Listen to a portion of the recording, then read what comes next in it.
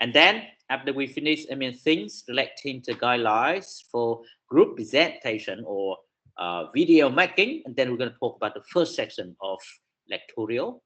And as normal, we're going to get breaking. We're going to have a break, 15 minutes break at 9 o'clock. Okay.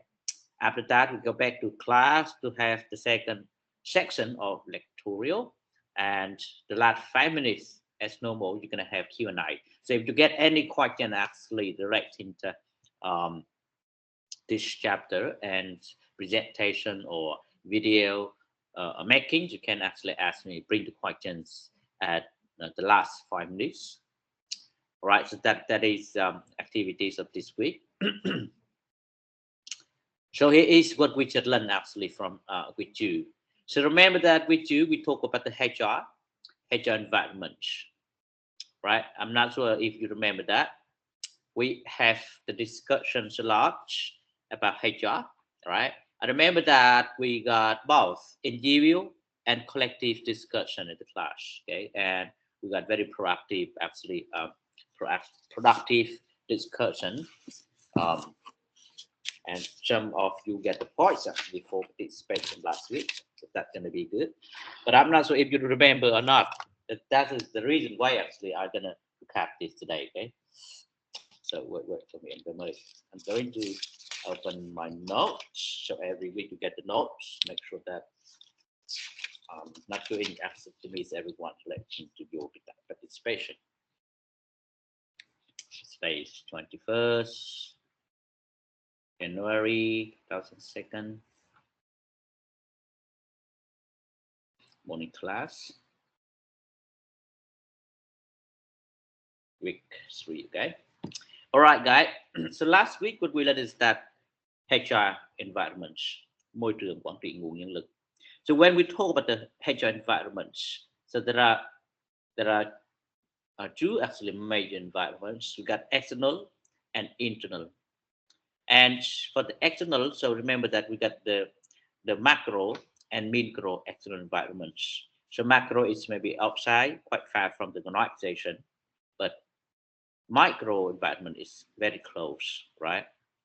And then we got internal environment that going to be things within the organization that is organizational self.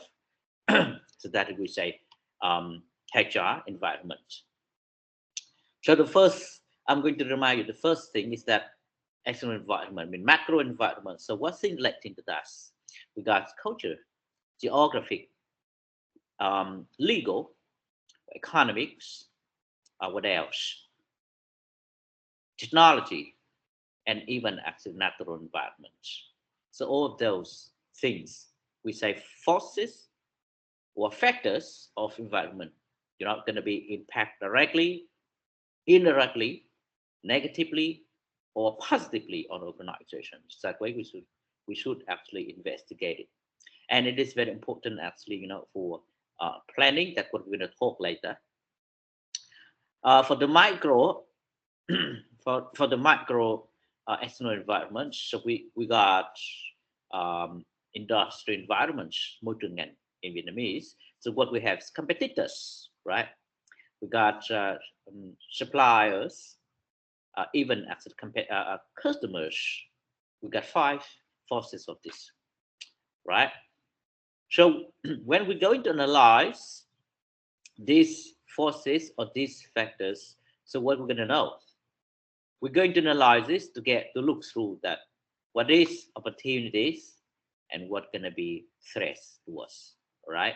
So opportunities that when we analyze this, we can find actually the chance, or we say the market needs.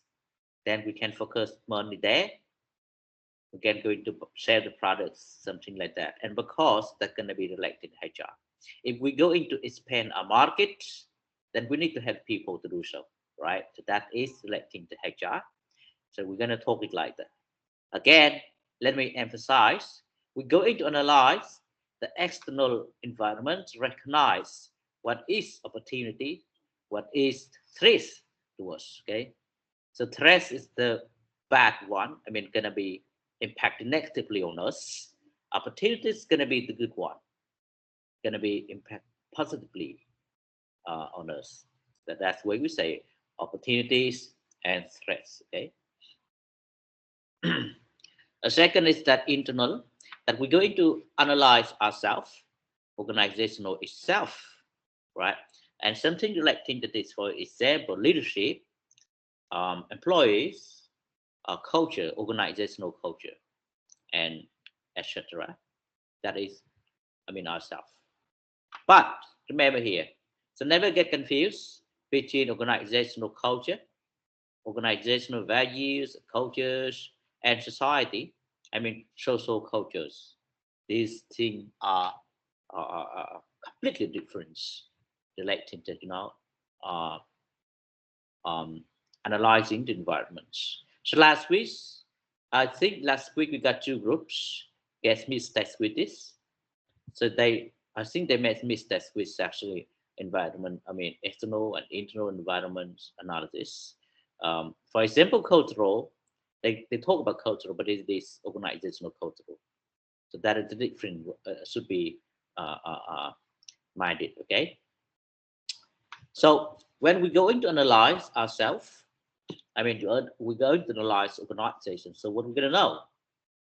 Two things relating to this. We're going to know what is our strengths, right? So what that means, what you are doing very good compared to your competitors. The second that we're going to recognize is that the weakness. So where is the bad side of us, right? So in general speaking, now you see, we're going to analyze external and internal environments to recognize support. That means we recognize what is opportunities, what is threats to us, and we also recognize what is our strengths, what is our weakness compared to our competitors in the industry. So that is the thing. That is the reason why we're going to analyze environments, right? And so after that, we're not going to stop at this, right? Remember that we are not going to stop at SWOT analysis. We're going to use the results of SWOT analysis through something. Now you can see on my presentation slide. So wait for me. Okay, I'm going to use the pen here. Okay, so we're not going to stop here. So you see, after we completing SWOT analysis, so we're going to use this for here. We're going to use this to make strategic planning. Okay, so strategic planning is the big one. It's for organization. It's gonna be actually long term. Okay, maybe 5 years or 10 years, and it is relating to recognize what the mission, what the vision, what the philosophy. So that's the big thing, and it is for the whole organization. And after that, so after we got this strategic planning, it is for the whole organization. Then for the HR just a department in the organization. It is the specific person, and that's why from this, then we had this HR planning. But it's not only this. Remember that so HR planning, to make sure that you make very good HR planning, you should also use the results of SWOT analysis. That's what you see we got here. Okay, so if we're going to make HR plannings after we got this SWOT, and we also got actually strategic planning, right? So normally after we got this, then we're going to to make our activities, our action or our plan for HR planning. So today, that is what we learned last week. Okay, so today what we're going to learn is here. This we're going to focus this morning. We're going to focus on HR planning. Okay, in Vietnamese that we're going to lập kế hoạch nhân sự. So when we talk about lập kế hoạch nhân sự or HR planning, that means relating to you're going to recruit or you're going to put employees as layoff situation, right? So depending on situation that organization gonna have, gonna be dealing with. So how can you know that? That's gonna be relating to SWOT analysis or strategic planning. Conforming with strategic planning, and then we recognize what we're gonna do. All right. So I has actually recap the lesson from with you, and also link the lesson from last week to this morning. That's HR planning. All right. So remember that. So let me pick up someone to answer me. So what is what? Okay, to make sure that to get the points what I just mentioned. Okay. All right. I'm gonna pick up randomly, guys. Nguyễn Tuệ Nhi, you there?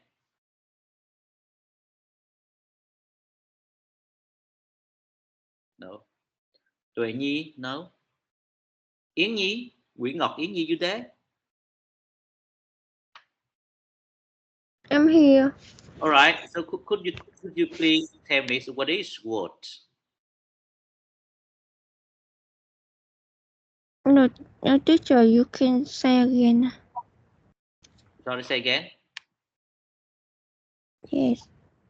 All right. Yến Nhi, you get my presentation slides? Yes. Right. So you see SWOT here, SWOT. So what it is? Yeah, you see it? See that? Yes. All right. So could you explain what it is? We learned this actually last week, and I also actually explained it again. I mean, I just recap this again, just repeat what it is.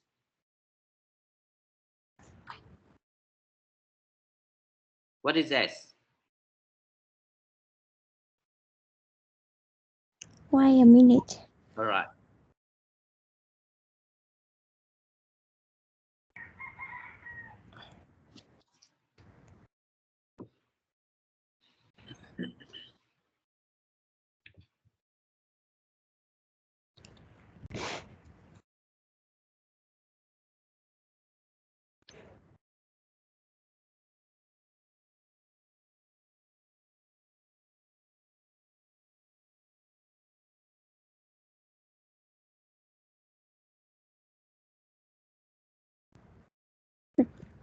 The teacher, I can speak Vietnamese. Or yeah, you can do so. Ờ, phân tích môi trường bên trong bên ngoài. But what it is? SWOT, SWOT. Yes. Phân tích môi trường. Môi trường is environment. So what it is? We analyze the environment that we get this. SWOT. That's gonna be okay. Let me remind you. So what's that means? Strengths, weakness, opportunities, stress.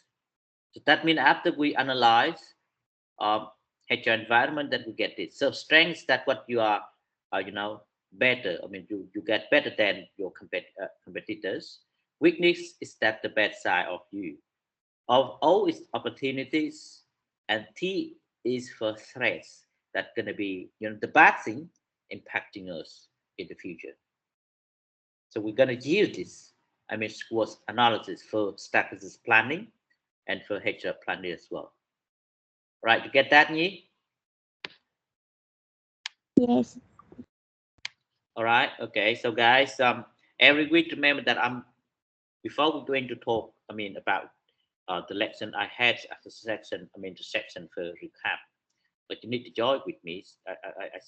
I spent it actually more than 20 minutes. But when I pick up someone, no one respond me, or someone responds, but don't remember actually what I just mentioned.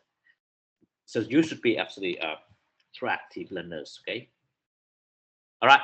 So that is what we learned last week. I also actually had link previous lesson to today. I mean, this morning lesson. Okay, so we're going to talk it later. Now, it's very important is that we're going to talk about your presentation. It's going to be your big actually homework. I mean, assignments in group. So you're going to work in a team. Okay, everyone get group already, and now you get actually two options. You are able actually to select one of these activities. One is as traditional, that you're going to have presentation, okay? And of course, presentation, that means you're going to have 15 presentation slides, include the first slide. And go with this is that presentation notes. The notes going to be 100 words. So next is going to be explained that what you mentioned on the slides. I mean, the contents of the slides is going to be write down in details that we say presentation notes, and you got the actual word limitation is 100 words, and you need to submit it before week 8. Okay, you send it to me, and then in week 8, then we're gonna have oral presentation in the class. So that means every group gonna present their topic to the class. It is oral presentation, and it is equally individual presenters. So everyone gonna be asked to present equally. So we don't have actually, I mean, we don't need to have 8 presenters from group representatives. So everyone gonna be present equally, right? But if you don't want actually to have, I mean, presentation, you get another thing to do. That's video making. Okay, film video making. I just actually add these activities because it is everyone actually, I mean, in all the university very interested in doing this rather than presentation. Every I mean, students now have their social media channels like YouTube, TikTok, and they want to use actually to work with their friends. They want to work as a team to create video relating to this topic, and they post this on their social media to get view or subscribe. So that's gonna be good, and I think it's gonna be good for everyone. All right, so that's why you're gonna have the second activity. So you're gonna select one is presentation, the second is video making, and it is requires creativity. So what you're gonna do with this? It is role playing, and the video gonna be last 5 minutes. I mean 5 minutes length, only 5 minutes length, and then we're gonna post this on social media and share to the class week 11. So for the presentation, the deadline gonna be week 8, but for video making gonna be week 11. So everyone gonna select, every group gonna select one of these, okay, by write down on the group um,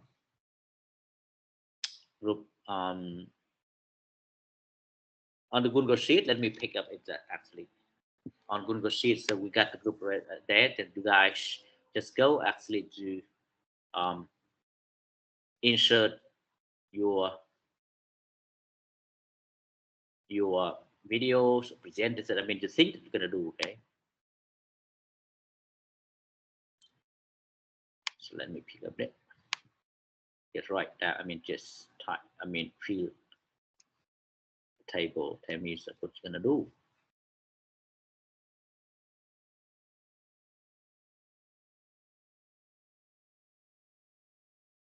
Wait a second.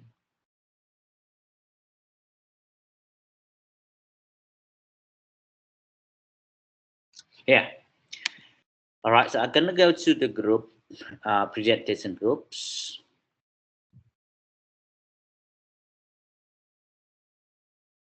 All right. Let me change the screen.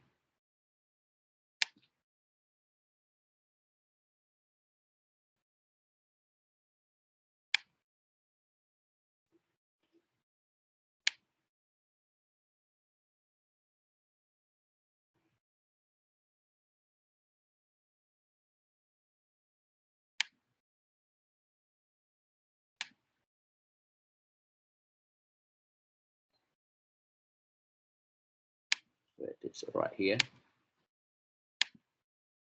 All right, guys. So what you see? Did you get a group presentation? A Google Sheet. All right. So what you're gonna do? Just write down here. Here is presentation. Right. Select presentation topic. Just write down here. Okay. Presentation.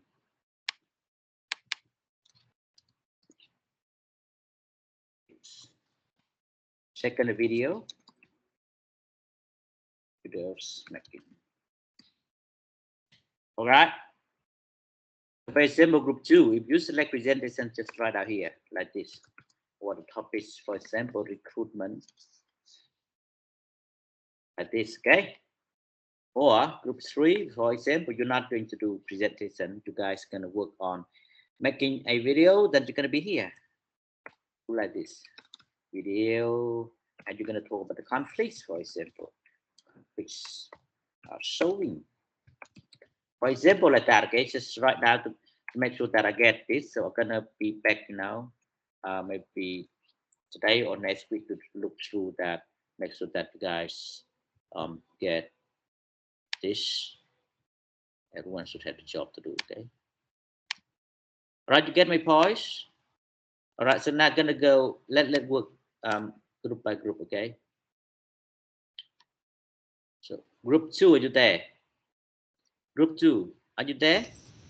Yes. All right, so good. So what kind of thing that you're gonna do? Presentation or video? I mean, making video. Maybe we should discuss in group. Right, good.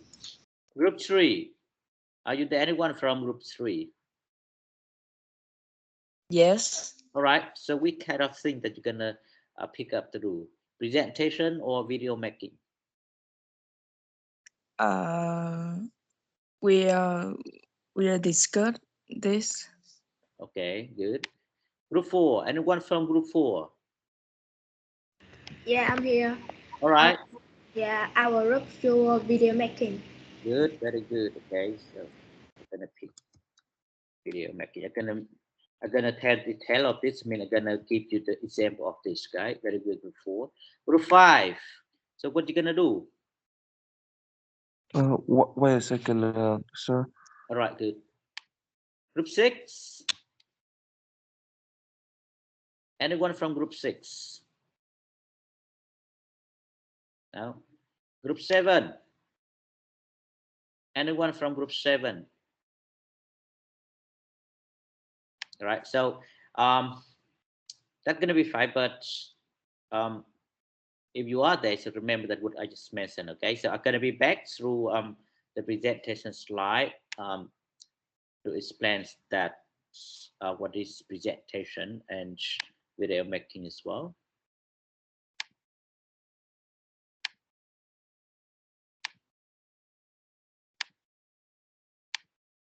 All right. So if you select video making, remember that it is going to be role playing. Okay, 5 minutes length. Post this on social media if you like, and also share to the class as well. So if every video is going to be shown in the class in week 11, so you can actually get the time to do. Okay, so for presentation to the topic, okay, so you're going to selecting one out of these themes.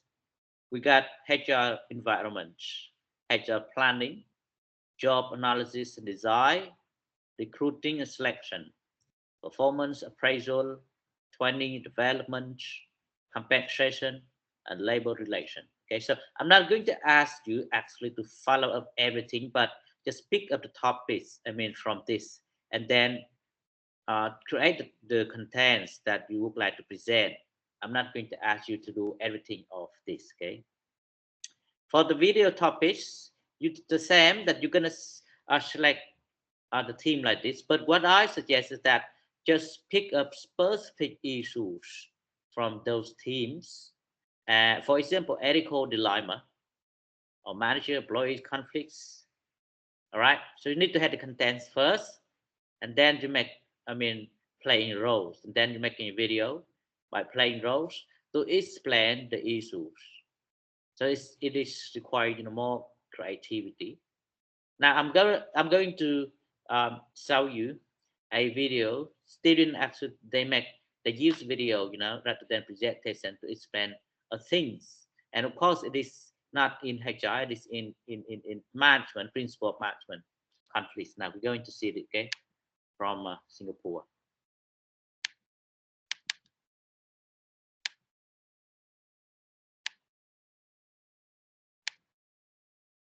Wait a minute. It's gonna work.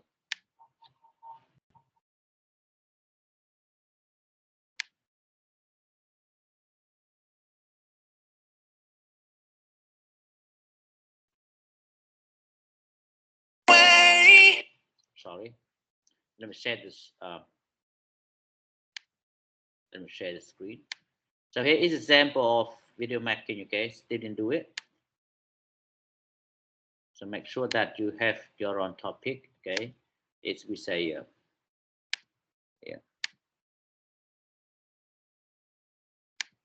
So this students play role. You see, they make a movie, and they're going to explain here diversional and personal conflicts in management field, and of course we're gonna get the contents after we watch this video. Here's an example. Okay.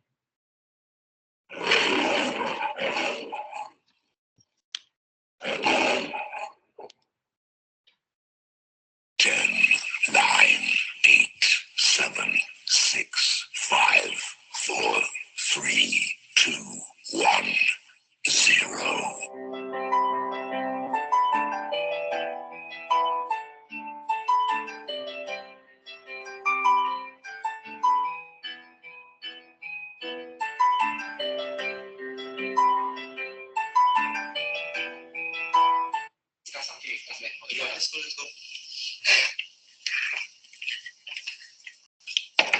Hi boss. Morning guys. Today I received a task for you all. A very good job. And the reward for this job is after who did the best, you get an offer. Okay. Offer to become a manager to replace me. Wow, so good. I also time to retire already. Okay.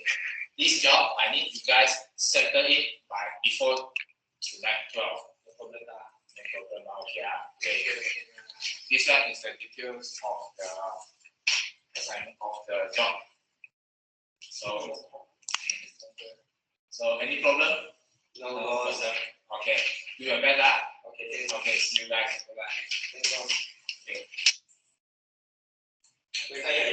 Yeah, still got 1 hour to pass out. Play so many works, never finish. Still got 1 hour. Boss tomorrow only come today. Chill lah. Tomorrow only come today. You cannot finish later. He come. Why? You don't trust me? I don't trust you because I worry we cannot finish the work. This group work. If you don't trust me, why we continue this job? Stop nagging. I'm not nagging. It's group work. You need to finish. This is group work. Why you not start pointing at me? Since when I'm pointing at you? I'm talking about group work. No. You want me to point you? Okay. Every time we are the last to finish the work. Every time we just go by boss. Without you, I can become manager. Do you know? Okay, I said this. Don't do it. No need to do it. Why you gotta be so rude? Don't you know you made? Hey guys, let's begin. So again, some ideas for you guys. Boss, how do you think guidance team? Guidance team is quite managed. Your ideas have been used for so many years, don't you feel bad? Let me tell you how. In this event industry, we need to have more creativity. Your ideas are not helping our company. Okay, well, so creativity, you mean an outdated. So you got any new or creativity ideas to provide? I think circus team is better than your garden. Stop. Circus, you think what? This is children carnival. We No. think about family carnival. This is the point. Children works well with clowns and circus. Good out, guys. That's what we think. Yeah. So we are a team, so we need to cooperate well. I think how about we taking a garden team and then we make insert some element of circus. So we make a fusion team of carnival.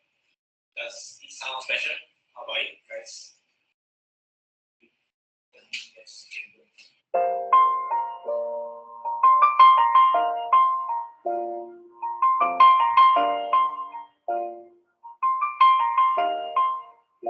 It's been a long day. I still got 1 hour to pass out. I Long way from where we began. Oh, I'll tell you all. All right, so that's just an example of video making, and if you get to look through that, you can understand the contents of what it is. Dispersonal and personal conflicts. They're going to use, they play role. They play role, then they're going to explain the contents of this. So gonna be the same. We're gonna apply it in HR. Okay, so just select the topic. A specific issues in HR, and then create the content like this. So make a movie, play role, and explain the contents that the topic that you're going to do. Okay, so I'm going to be back to the presentation slides. All right. Okay. So something actually here. I just make example. Ethical dilemma or managers employee conflicts. So you can make a movie play role that manages employee conflicts and then how to solve this problem. Okay. So something like that. So I think your students are very creative. So a lot of topic, big actually hot issues, hot topics that you can use to create your movie. Okay, and of course for the movie you should have the content. Okay, and make sure that people watch this and they get a pause that what you're gonna tell us, and of course gonna be directing the HR issue. Okay. All right. So for any the video.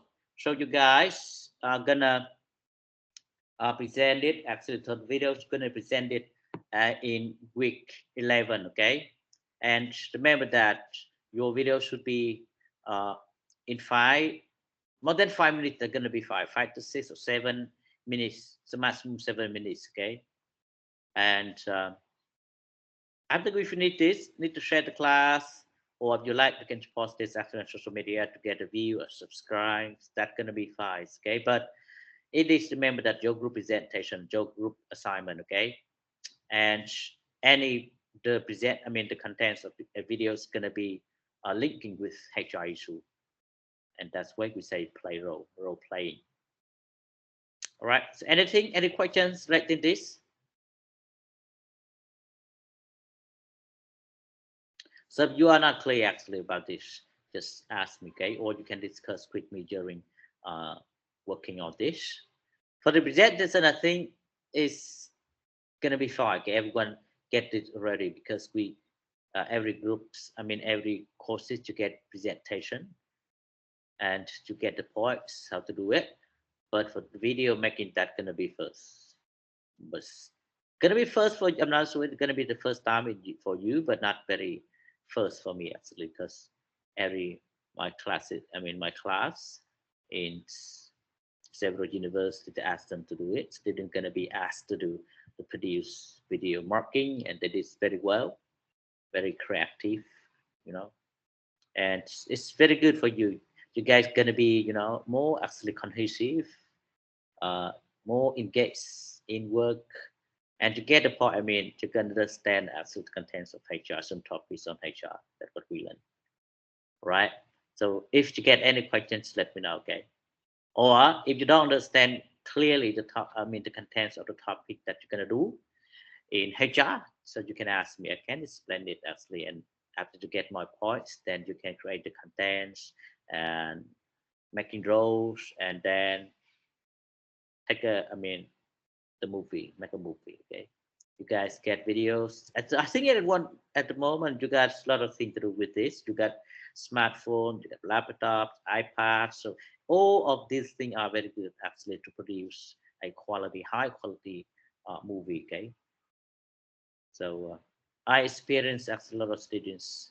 They have their channel on YouTube, TikTok, even as Facebook, and every day they post a video there about themselves, right? So you can actually apply it into the course HR. Okay, so remember this. Every group should remember this, guys. Remember you got a topic. The thing to do this is gonna be for the presentation. You're gonna be had this. Deadline. It's gonna be in week 8, but for video, the deadline gonna be week 11. All right. And remember that for the topic we got a general topic. Actually, you are free to select one of these, and of course you can specialize a specific topic. Specific issues. I'm not going to ask you. For example, if you select HR environments, so I'm not going to ask you to present all of things about HR environments. So that's why you got the limited, slide presentation, limited numbers of slides. You only have at least 12 slides. So for example, if you select HR environments, so you can pick up maybe society or legislation or globalization and focus on this to to make presentations rather than going to have present the whole chapters of this. Okay, and for the video topics as well, you're going to do the same, and you're going to be very specific than them. Just pick up very small thing from HR. For example, manager employee conflicts, what kind of conflicts, or go your recruitment, interview, or job advertisements, or trainings, a lot of things that you can do actually. But should have the content. Make sure that after watching your videos, people gonna like it, people gonna subscribe the channel, and in the class, people gonna understand it, and you get a vote actually from students class, and also actually to get the viewer and subscribers from classmates. Okay, I think it is good for you. Not only learning the courses, get the points, the knowledge from skills from this course, but also going to be promote your videos to the class. All right, so that is the thing. For the guidelines for presentation and video making. So remember this guide, you're going to get this, and remember the deadline. I'm not going to tell you this because we have lots of things to do, but as the group leaders, okay, or the group members, you should remember that the deadline for presentation, okay, or video making. We're gonna check it after. I'm gonna track everyone. I'm gonna track groups on these things every week, okay. All right, so now I'm gonna move to the next this morning lesson. As I mentioned earlier, that this week we're going to talk about HR planning, that we're going to make plans. How can we make plan relating to HR?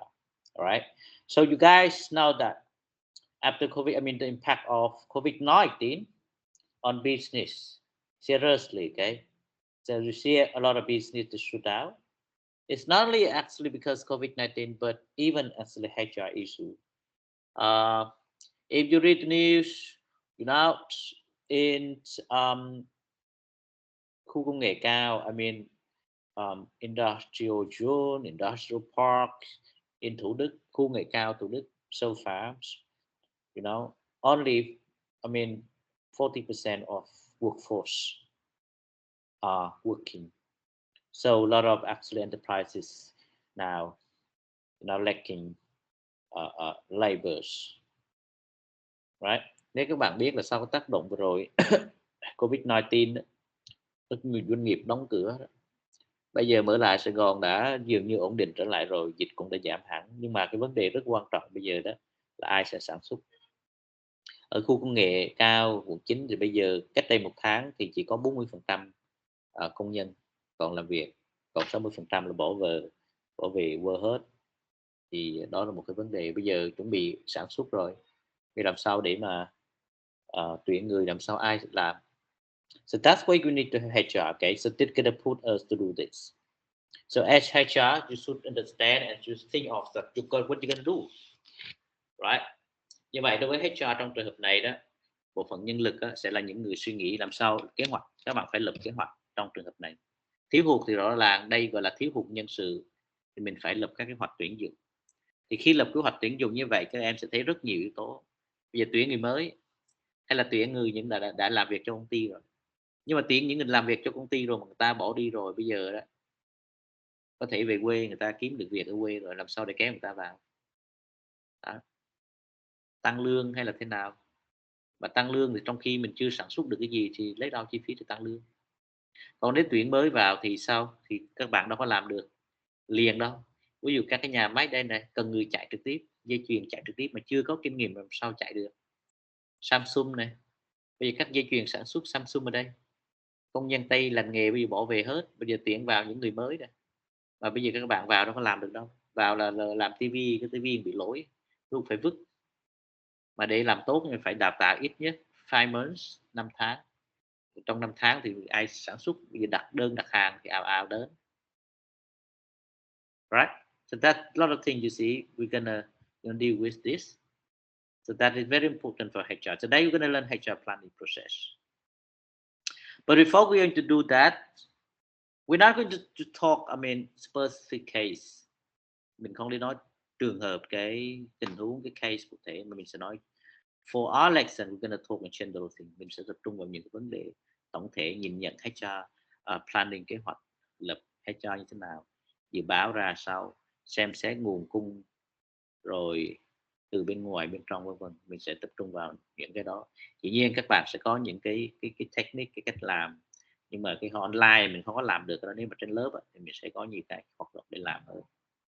Alright, so before we going to talk about the contents of this collection, here's the learning objectives. So remember that every week you're gonna be beginning with the learning objectives. So learning objectives, that is what I expect, and that is what you want. Okay, so after you finish this morning, here is the things that you should know. The first, you should be able to describe HR planning process, right? At least you understand what HR planning, what is planning, right? And what the steps. You're going to be able to describe the step of HR planning process. So what we're going to do with this? How can we make a plan in HR, right? And the second learning objective is that you're going to be able to discuss how one forecast for supply and demand of human resources. Nguồn cung, nhu cầu, cung ứng nguồn nhân lực, dự báo, cung cầu của nhân lực. You're going to be able to list options for handling of a shortage and surplus employees, right? Các bạn sẽ nắm được những cái cách thức, những cái lựa chọn để mình đối phó với cái việc mà thiếu hụt hoặc dư thừa nhân viên, cái cách thức để mình làm những cái hoạt động này như thế nào. Nếu mình làm HR trong công ty, ví dụ như bây giờ như lúc nãy thầy ví dụ là ở khu công nghệ chính, ở khu công nghệ quận 9 ở Thủ Đức, bây giờ công ty Samsung đang thiếu nhân lực, các công ty, rất nhiều công ty thiếu nhân lực, thì cái đó là dư thừa, là thiếu hụt. Đó, thiếu hụt thì bây giờ làm sao để mình có thể đáp ứng nhanh, mình có những kế hoạch gì để mà giải quyết những vấn đề này. So that, I mean, that's going to be the third learning objectives, right?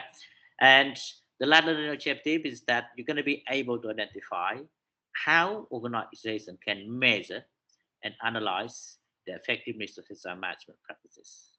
So it's going to be relating to HR metric. So it's going to be not the one that we're going to focus today, okay? Remember that.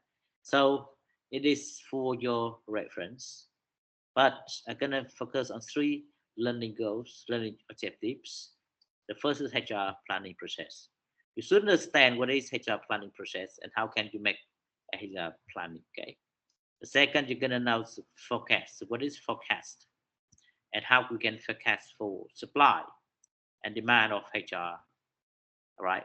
And also you're going to know some kind of options for handling, for dealing with shortage and surplus employees. So those things for us. So I suggest that, how can you get this? So how can we get these learning objectives? You get 3 learning objectives. You can listen to my lesson actually, joining in discussion of the class, read book chapters. So a lot of materials I has posted already actually on MS Teams that you can find it, and of course in this, right? So read chapter 2 to get the points. Listen to my presentation, my lesson, then you get a point. You can get this. In case you don't understand, then you can ask me, okay? But I'm happy actually to answer your questions in English. I suggest everyone to communicate in English, okay? So for Vietnamese, you get another courses actually in Vietnamese. It is English taught courses. That's why I try to teach English actually rather than Vietnamese. All right. Okay, so the first thing that we're going to understand This is definition that human resource planning, right? So what it is? So as I mentioned, I mean, I just gave you an example of Samsung cases, right? So after COVID-19, so a lot of workers they leave Samsung. I mean, they leave Ho Chi Minh City, coming back to their home, and now the pandemic is under control, and business is going to running, right? Operating, for example, Samsung, but we don't have enough employees to work for us. So how can we do, right? So we're going to make any plan for recruiting. That is we say planning, all right? That is we say planning or human resource planning. So human resource planning, that means we're going to analyze, identify the needs for and availability of people so that the organization can meet its strategic objectives. Right. So the thing here, so when we're going to have the plan, when we're going to make the plan, if we only make the plan when a company get problem like this, I mean COVID-19, or how, when you're going to get it. So remember that every year, every month, you're going to get the plan, okay? The plan is not, you need to elect, we say forecast. It's selecting the competitors, selecting the customer. Okay, so if you can forecast that next year or this year or next year, you're gonna get, I mean, a lot of customer attention to your products, and they're gonna go to buy your products a lot because it's gonna be New Year, it's Vietnamese Tết, holidays, so they need a lot of foods. So if you are a company is producing food producers, so that you should get any forecast like this, and of course you have HR planning, right, for this month or next month to make sure that you get enough products to sell for customers, and through those activities then to get benefits and profits, right?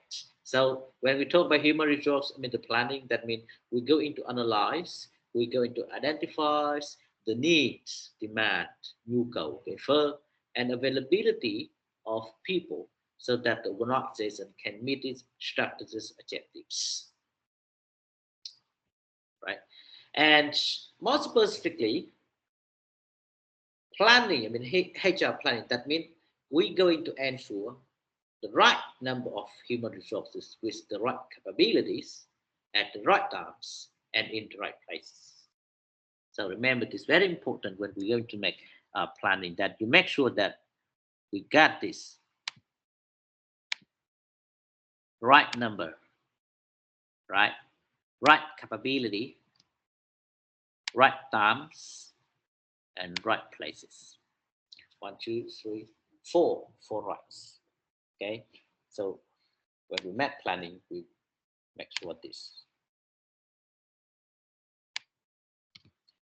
Make sure that we get right number of human resources with the right capabilities at the right times and in the right places. It is challenging. I would say it is very challenging for HR to do so, but it is our job. All right, it is what we're gonna do, and we had to do so. So what we mean right numbers with right capabilities. For example, at the moment, I just gave you an example of Samsung. So what Samsung problem now is that shortage, employee shortage. That means they don't have enough employees, to produce their products. They got the contract, they got the order, a lot of orders from customers to buy their products, but they don't have the product already in their warehouse. They need people to produce these products. So, and what they want here is that they want, for example, they want 100 workers, right? They need 100 workers, but these workers should have capabilities. I mean, 100 workers should go with their good, right capabilities. Capabilities here is including the knowledge, skills, and experiences, right? And at the right times. We don't need this, for all the season. For example, COVID-19, we don't have much orders from customers, so we don't need to have many employees, because remember that when you get employees, many employees there, you have to pay the salary. That's gonna be cost, right? So that is why we say that for the planning, we should get the right numbers of human resource with the right capabilities at the right times and in the right places. All right. So on the same business, the same enterprises, but their demand for HR may be different. For example, in HR, in Ho Chi Minh City, Samsung in Ho Chi Minh City may have, big demand for HR, but Samsung in Bắc Ninh, for example, they don't need many people like us. That is when you set the right places. All right.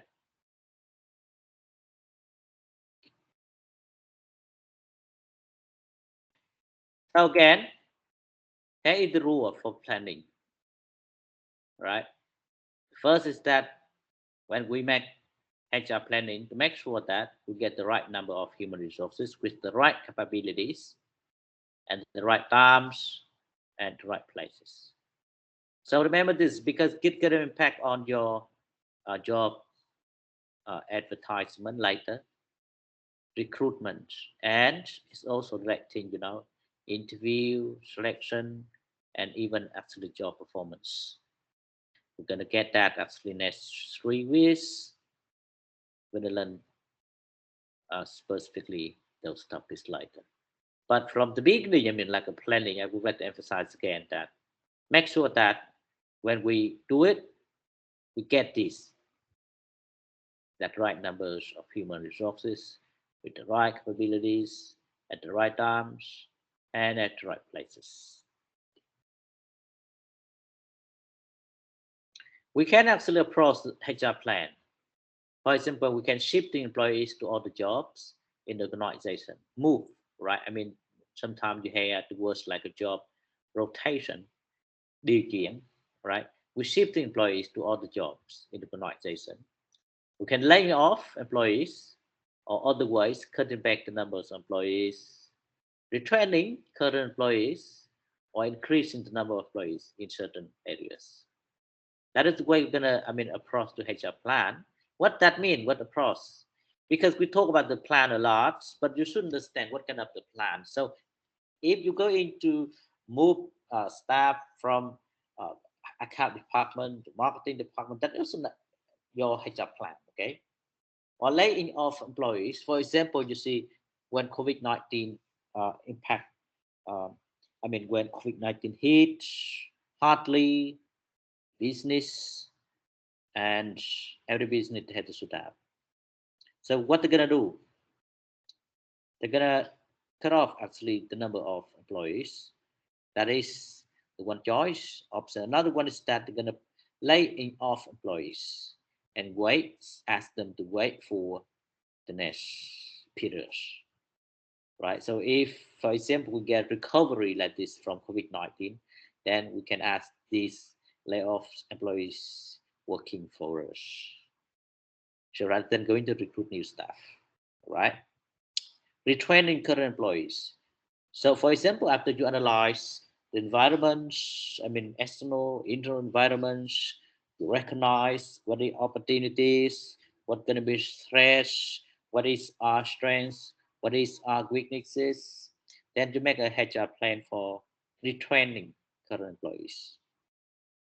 So let me give an example in the field of education. So you can see that after COVID-19 hit, every university have moved actually from in-person class, in-person teaching to online teaching like us. All right.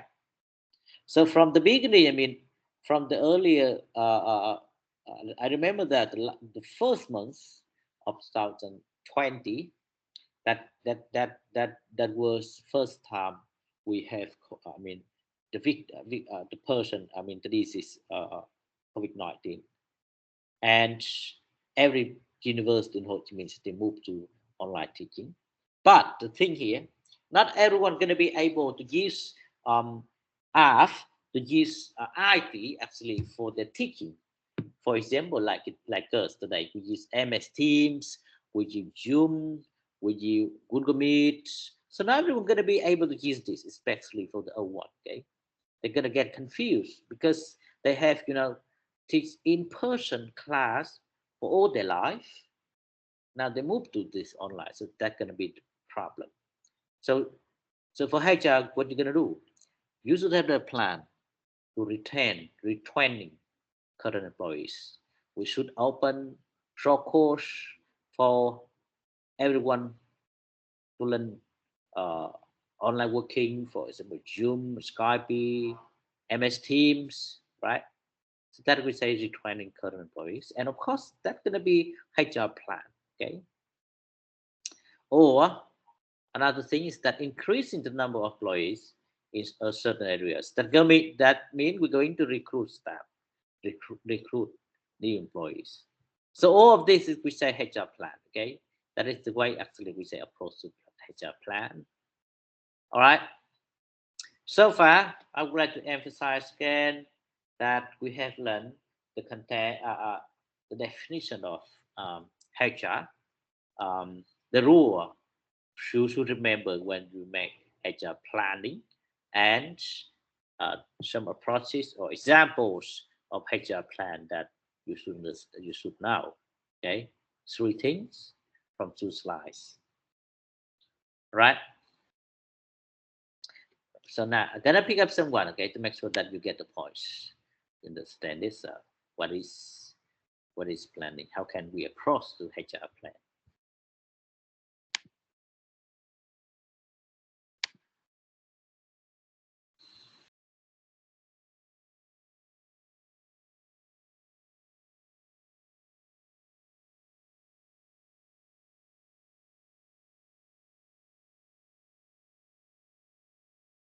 Bùi Ngọc Sơn, you there? Yeah, I'm here. All right, good, Sơn. So could you give me an example of HR planning? So how can we approach to HR planning? Just give example of HR planning.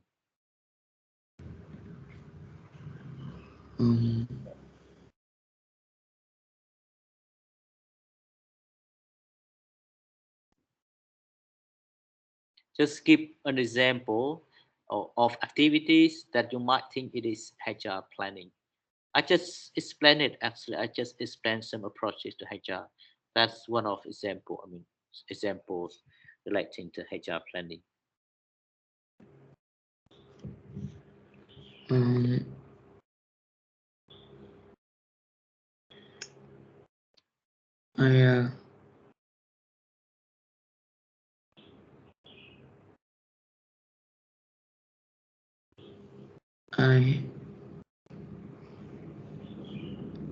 I don't think yet.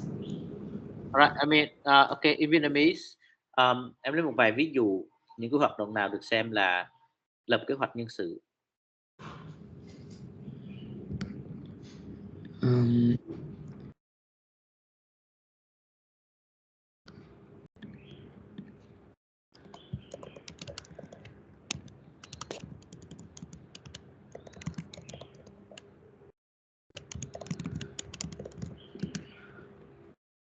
I think to Recruit. Yeah, what that mean? Employees. Again. I think recruit the employees. Yes. All right. Okay, thank you, Sơn. Okay, Hùng, go ahead. Yes. I think in my point of view is analyzing labor supply. Second is forecasting labor demand. All right, Hùng, good. So could you give example? I mean, first example of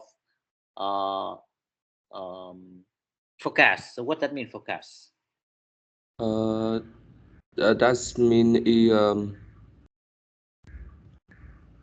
it's like a promotion, retirement, layoff, and transfer. Anything that factor into the future need of a company. All right, so we're gonna look through the future. What happened with HR issue? That gonna be recruit new staff. That gonna be someone gonna get retired or lay off. All right, Yeah. thank you, Hùng. Thank you. Okay. All right, so guys, very when we let me check, okay, when we talk about the HR, it's just here. If you look at my presentation slides, I have some example that I say HR plan can be several approaches. Shifting employees to other jobs in the organization. There is a HR plan. Laying off, laying off, laying off, or cutting back the number of employees, or retraining, increasing the number of employees. Or just we say, HR plan hoặc là nhân sự. Recruitment, dự báo, right?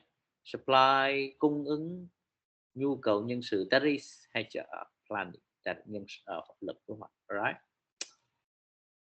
So here's important. That is the HR planning process.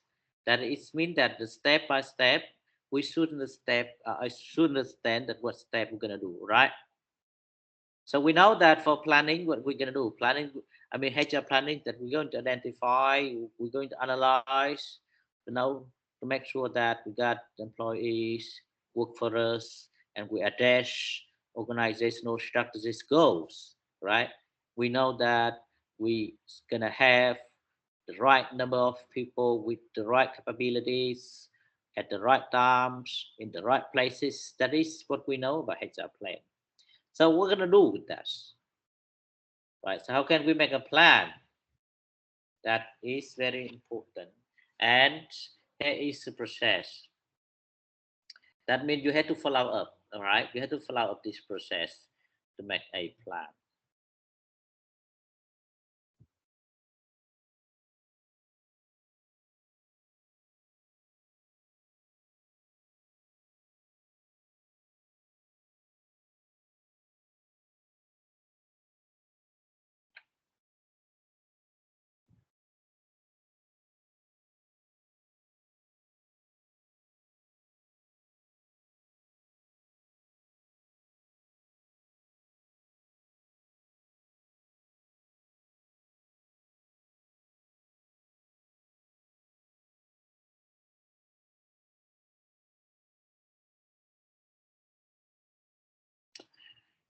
Okay. So the first step, so you guys remember this, okay? Remember this process. It is one of your learning objectives. The first learning objective is that you should be able to describe HR planning and its process. So far, we got understanding of HR definition, right? Now we're going to understand that what the process, when we're going to make a plan, so what we're going to do, all right? What we're going to do, that is, we say HR planning process. So the first thing, you can see that the first thing is that we go into review organization environmental, that analysis, strategies, plans. So what does it mean here? I'm going to use the pen here. This is the first, right? So that means we're going to analyze the HR environments, right? So last week we talked about this. Last week you understand that what the forces and what the factors of macro environments or internal environments. The first step that we had to do, okay, that is analyze the HR environments. So after we do this, then we're gonna get understanding of strengths, weakness, opportunities for environments, and threats as well. That's what we know. All right. So now I'm gonna pick up someone. Okay, let me pick up someone randomly to make sure that you understand it. So give me an example of external environment forces.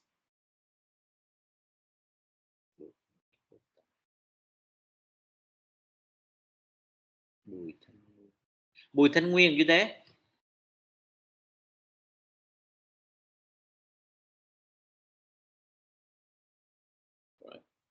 Đặng Quốc Tài, Đinh Huỳnh Mỹ Thuận. I'm here. All right, Thuận, okay. Thuận, give me an example of external environment factors.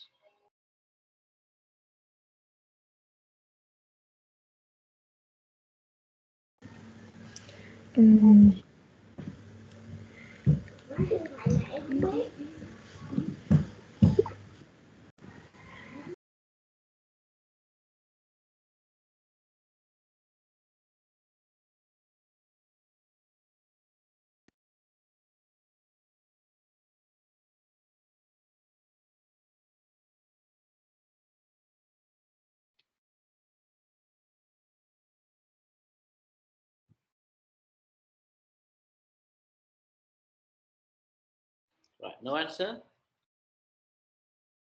Đoàn Tên Thư, you there?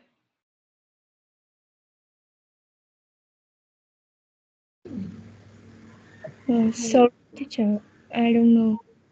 All right, who's that? Thuận, you don't know? You don't have answer? I have no answer. Okay, thank you. Huỳnh Ngọc Trân, you there? No. Lê Nguyễn Gia Huy. Lê Phiên. Yes. All right, so give me one example of external environment factors. You mean micro or macro? Whatever. Just give me one example. I will choose macro factors of external environment. All right. What's it that? concludes global, environmental, cultural, or geographic, political. All right, good. Just give me one example of legal issues impact on HR. I will give an example of legal. Yes. Or we say legislation. Last week, my group present that the topic of legal in HR. That means you have to check the employees' background to make sure that they don't have any like they are not a criminal or All right. So okay. And you have to take care of your employees to be safe, to be in a safe place to work. All right. So that's gonna be threats or opportunities. So how does things gonna be impact on business? Stress or opportunities? Impact on HR. Yes. So what do you think? For example, caring. You said you should caring employees, make sure that they get safety, good health. So is that going to be opportunities or going to be threats for us? I think threats and opportunities both impact on HR management. Good. Explain. Wait.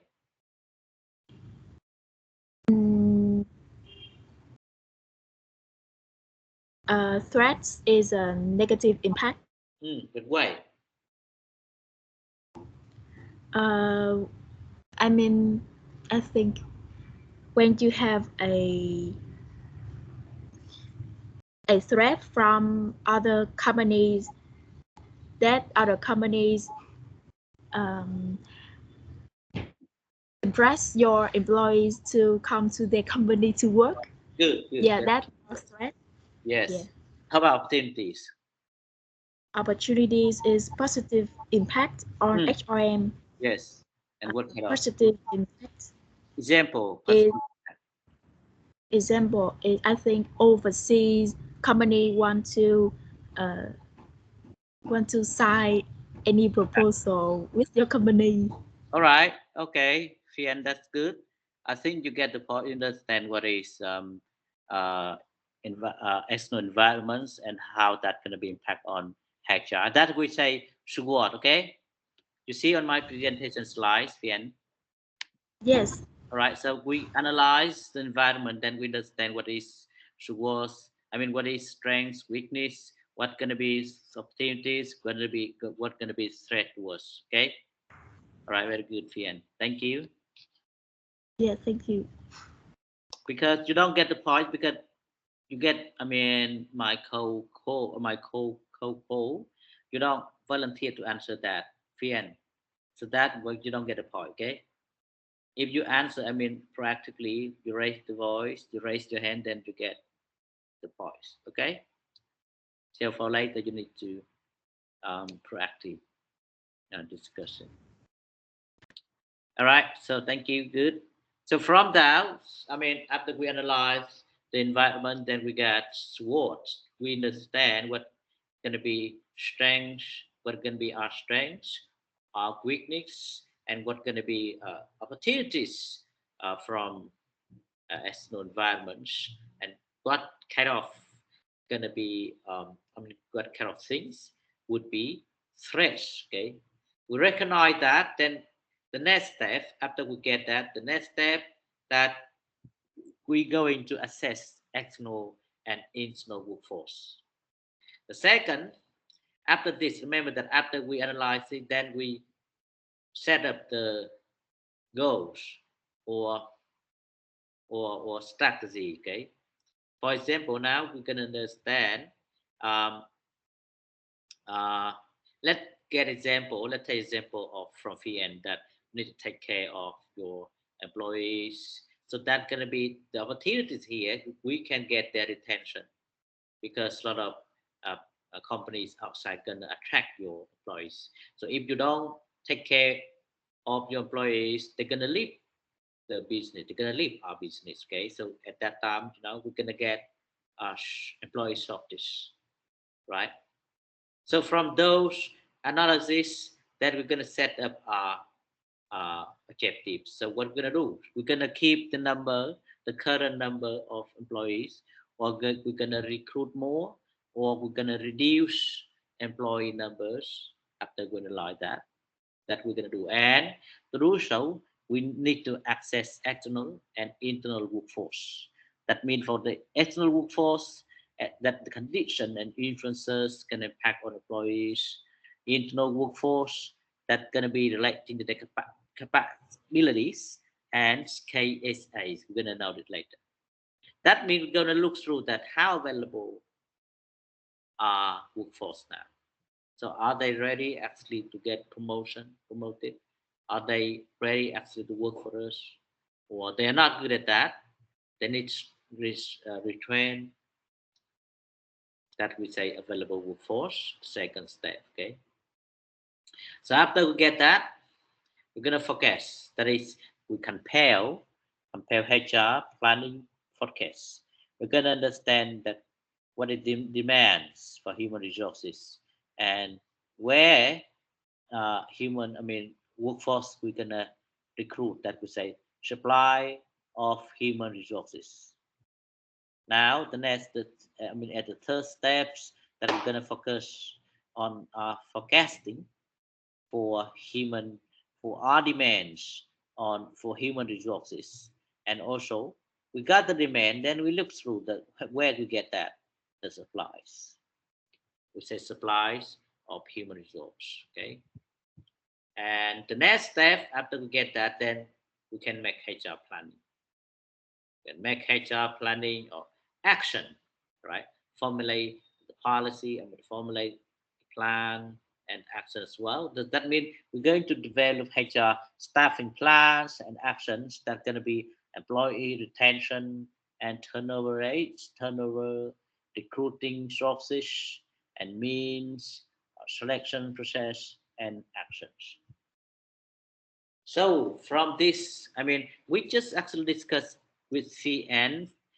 Her has explained what the threat, what the opportunities, have analyzed the environments. So now we can see that from this here, I mean, relating to her answer, going to be relating to this employee retention. Okay, so why we had to take care of employees, because we don't want our employees, gonna get disappointed about our organization, or they're gonna leave our organization, because we got a lot of, I mean, the business outside competitors, going to attract our staff, and if we don't, take care of employees, they're gonna leave business. That way, it's gonna go. So from this analyzing, you see, we go through here.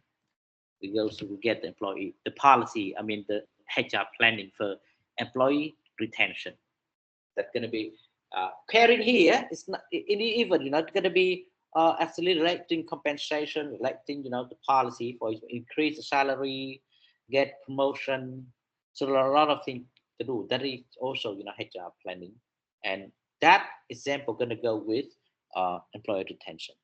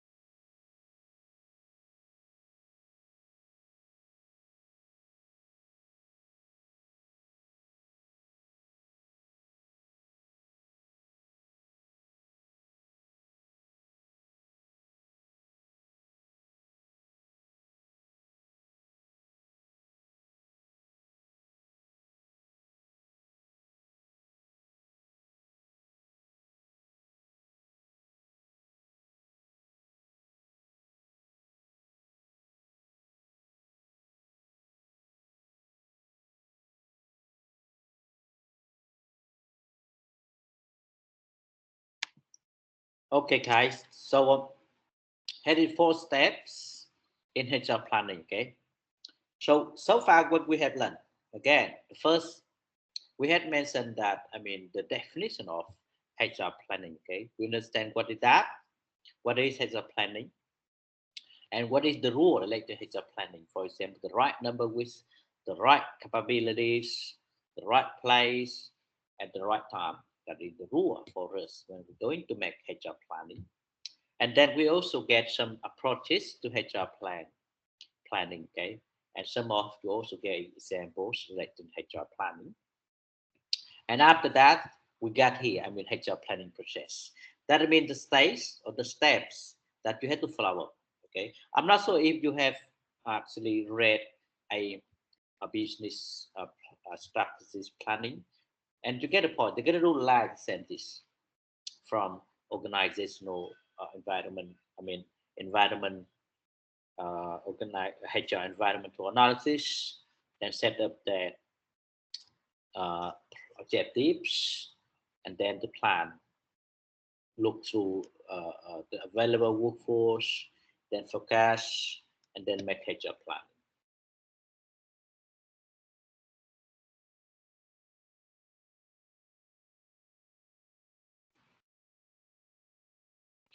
Now, in the next slides, we go into discuss this stage. Okay, so I'm not going to recap. To say again about the first stage. That's review organizational environmental analysis. We're not going to do this. Okay, why? Because so today, no, not this. Why? Because last week, remember the last week you have learned it already. Last week we have learned a lot about organizational environments, about SWOT analysis. You also get us the group presentation and group assignments. So that's why we're not going to analyze this again. So this morning we're going to move to this from here. Okay, this, and this. We're going to move through this. We're going to look through. So how can we access external and internal workforce? The second, we're going to know that how can we forecast for demands and supplies, demands for human resources and supplies of human resources. And we're going to know that what kind of plan that we're going to do that's going to be related to employee retention and turnover, recruiting processes, resources, and means for selecting our process and assets.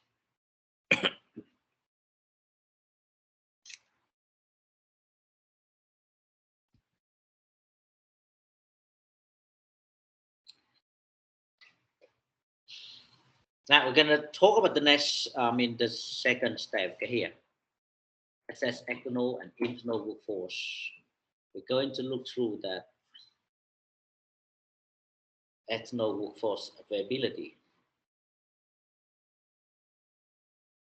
Planning for external workforce availability.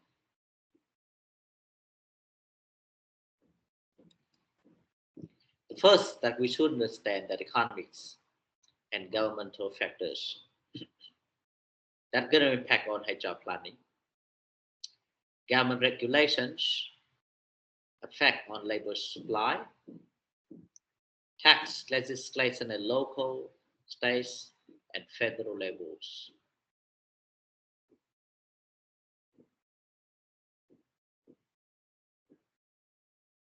The first thing is that related government regulation affect labor supply. So why? How can this impact on labor supply? So let me, guys, before I'm going to explain, the contents of this section, I would like to translate in Vietnamese. Cái đầu tiên đó là mình đang xem xét cái phần này cái bước này là mình xem xét cái sự sẵn sàng đó, cái lực lượng lao động ở bên ngoài đó. Mình phải lên kế hoạch xem từ lực lượng lao động ở bên ngoài khi mình tuyển họ có sẵn sàng không, họ có đáp ứng không. Thì vấn đề đó nó liên quan đến rất nhiều yếu tố, tình hình kinh tế hoặc government factors, những quy định của chính phủ này kia, và nó tác động đến HR planning, kế hoạch nhân sự. For example, what you see is that ở đây không phải cũng là một vấn đề kinh tế. Ví dụ như vừa rồi Covid-19, mọi doanh nghiệp làm mang đi xuống hết, bây giờ đơn đặt hàng không có, thì nó tác động đến HR planning như thế nào. Bây giờ xem thử coi xung quanh đây là nhân viên, người lao động có sẵn sàng làm việc hay là không. Right, so that means we're going to look through some aspects here. Of course, it's going to be related to environment. We're going to look through the first things of economics, governmental factors, and we're going to focus here is government regulations affect labor supply, tax legislation at local, state, federal levels.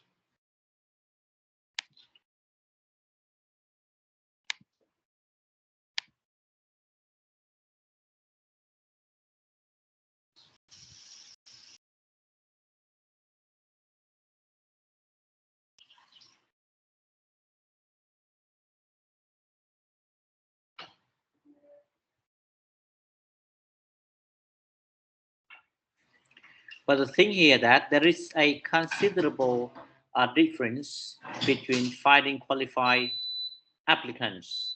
For example, in USA that we say a 4% unemployment market compared to non-unemployment market. So as the unemployment rate rises, the number of qualified people looking for work increases. So which often makes it easier for companies to fill some jobs. However, the people who are hired may receive lower pay and benefits because companies have more hiring options and leverage.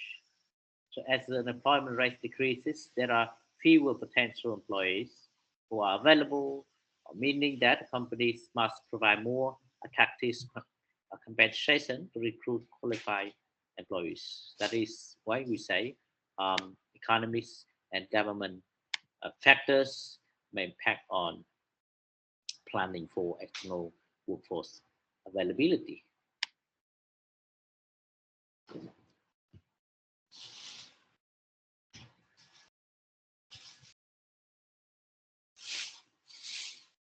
Relating to the second part is that I say tax legislation at local, state, and federal levels. It is we apply in a U.S. context. So at U.S. context, they get federal levels, but in our context, so tax gonna be I think at the local and the central governments. So we don't have federal country actually. For example, like this, in the United States and other countries, so tax legislation at local, state, and federal levels affect HR planning. For example, pension provision, cung cấp lương hưu, and social security legislation may change retirement patterns and funding options. Its elimination or expansion of tax benefits for job training expenses might alter some job training activities associated with workforce expansion. Right. So in summary, an organization must consider a variety of economic factors, government policies, regulations, and law during the HR planning process, focuses on those that specifically affect the company. The second, that is geographic competitive evaluation. So when making HR plans, we must actually consider a number of geographic and competitive concerns. So the net migration into a particular region is important. What that mean, net migration? In USA, they got net migration. In our country, we also get this. For example, people from rural areas move to city. So that's going to be increase the number of workforce. Nhập cư, all right? For example, in the past decades, the population of some US cities in the south, southwest, and west has grown rapidly and provide sources of labor. That's what happened in USA. But same as our country, you see, some lot of people, workers from rural areas, they go to Ho Chi Minh City. That's why we got a lot of potential workers that we can recruit for us. But I think gonna be changed after COVID-19 hits. So many workers they leave Ho Chi Minh City, they go back their home country in Central Highlands, Central Coast, in the North. But we're not sure if they're gonna be back. What I know is that in those provinces, they also have actually industrial park. Gonna lot of actually factories there.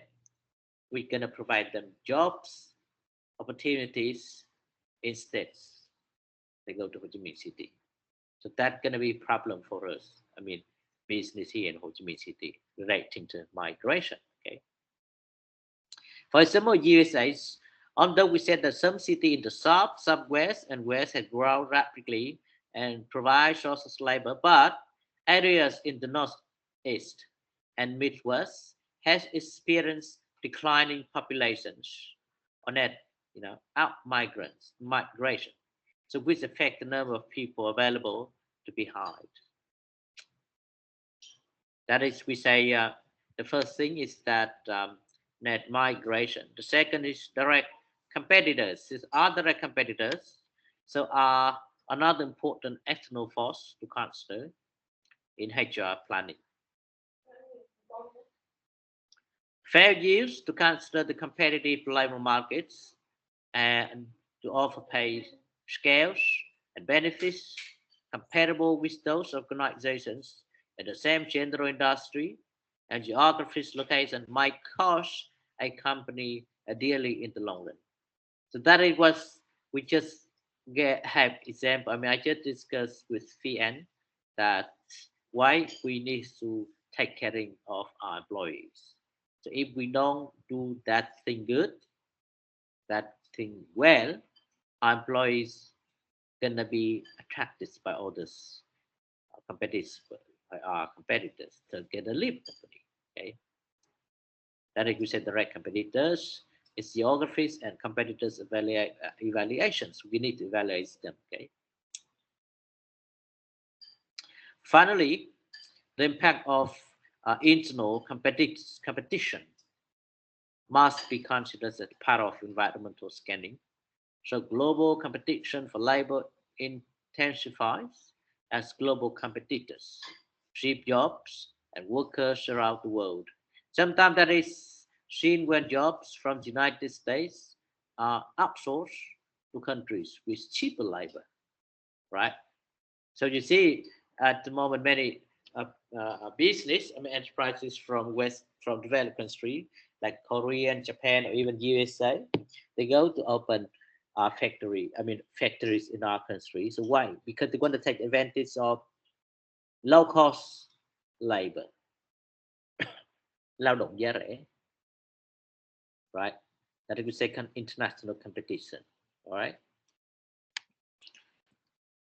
Another thing very important when we go into planning for external workforce, I mean, look through external workforce availability, is that the changing workforce considerations. So it is significant changes actually in the workforce, both in the United States and globally. So must be considered when examining the outside workforce during HR planning. Shifts in the composition of the workforce, combined with the use of different work patterns, have created workplaces and organizations that are notably different from those of the past. For instance, many employers provide flexible workplaces that enable employees to balance their work and personal responsibilities, but recent evidence suggests that some firms are scaling back these opportunities because the businesses have become learner due to the recent recession. So when we scan in the potential and future workforce, it is important to consider a number of variables, including aging of the workforce, right? So I mean, we're going to look through the aging of the workforce. Today, that is, we say, if you hear some kind of words, we say go population, dân số vàng. Chúng ta nhìn xem cái độ tuổi của lực lượng lao động, xem cái đất nước nó hoặc cái tỉnh đó có phải là dân số đang già đi không hay là dân số trẻ, right? A second is that growing diversity of the workers, cái sự đa dạng nơi làm việc. Bây giờ ví dụ ngày xưa người ta cho nói một số công việc chỉ có nam làm, bây giờ chúng thấy nữ làm cũng được. Rồi cái sự đa dạng bây giờ đâu chỉ người Việt đâu, muốn kiếm lao động bây giờ người Philippines, người Malay, người Thái Lan, Cambodia, so a lot of people from different countries, even India, Nepal, thậm chí rất nhiều ở ngay cả thầy Sài Gòn đây thì thấy rất nhiều bạn từ Ấn Độ, Nepal, Pakistan ở Sài Gòn để kiếm việc. Thậm chí ngay cả IU bây giờ rất nhiều sinh viên của Ấn Độ này. Mình có nhiều sinh viên Ấn Độ, sinh viên Hàn Quốc, sinh viên Đài Loan cũng học ở đây và người ta cũng kiếm việc. That is growing diversity of workers. Năm trước thì có cả các bạn sinh viên người Đức, nhưng mà nhiều nhất là xu hướng mình đang thấy là các bạn ở Nam Á đó, Ấn Độ, Bangladesh, Pakistan, Nepal rồi đấy, rất nhiều ở đây. Hàn Quốc thì không nói rồi, bây giờ gần 70.000 Hàn Quốc, 70.000 người Hàn Quốc, ở 30.000 người là ở quận 2 ở Thủ Đức. Các bạn cũng học ở các trường quốc tế ở đây, các chương trình tiếng Anh. So that means gonna be, diversity. Workplace gonna be diversity. So that's gonna be, at least gonna be important for you. Female workers and work-life balance concerns. Yếu tố thứ ba nó liên quan những thay đổi trong lực lượng lao động mà chúng ta cần xem xét đó chính là cái female workers, lực lượng lao động nữ. and work-life balance concerns, và những cái quan tâm liên quan đến cái cân bằng cuộc sống việc làm. That has happened with developed countries. Cái này đã xảy ra ở các nước phát triển. Ví dụ ở New Zealand người ta đẩy mạnh rất là cao công nhân, bây giờ người ta đẩy mạnh work-life balance, và người ta yêu cầu là một tuần chỉ làm 4 ngày thôi, chứ không phải làm như mình là 7 ngày, 6 ngày, 5 ngày, 7 ngày như mình đâu, chỉ làm 4 ngày thôi và trả lương full. Người ta vẫn phải làm thôi, bởi vì các bạn không làm thì doanh nghiệp khác nó sẽ thu hút nhân sự. Availability of contingent workers. Cái thứ tư mình cần xem xét đó là cái sự sẵn sàng của những cái công nhân mà họ làm việc mà không, tức là ngẫu nhiên theo thời vụ đó, họ không có làm biên chế như mình. Ví dụ hôm nay họ làm đây, ngày hôm kia họ làm chỗ kia, ngày hôm kia họ làm chỗ khác chẳng hạn. Những cái đối tượng đó mình phải xem.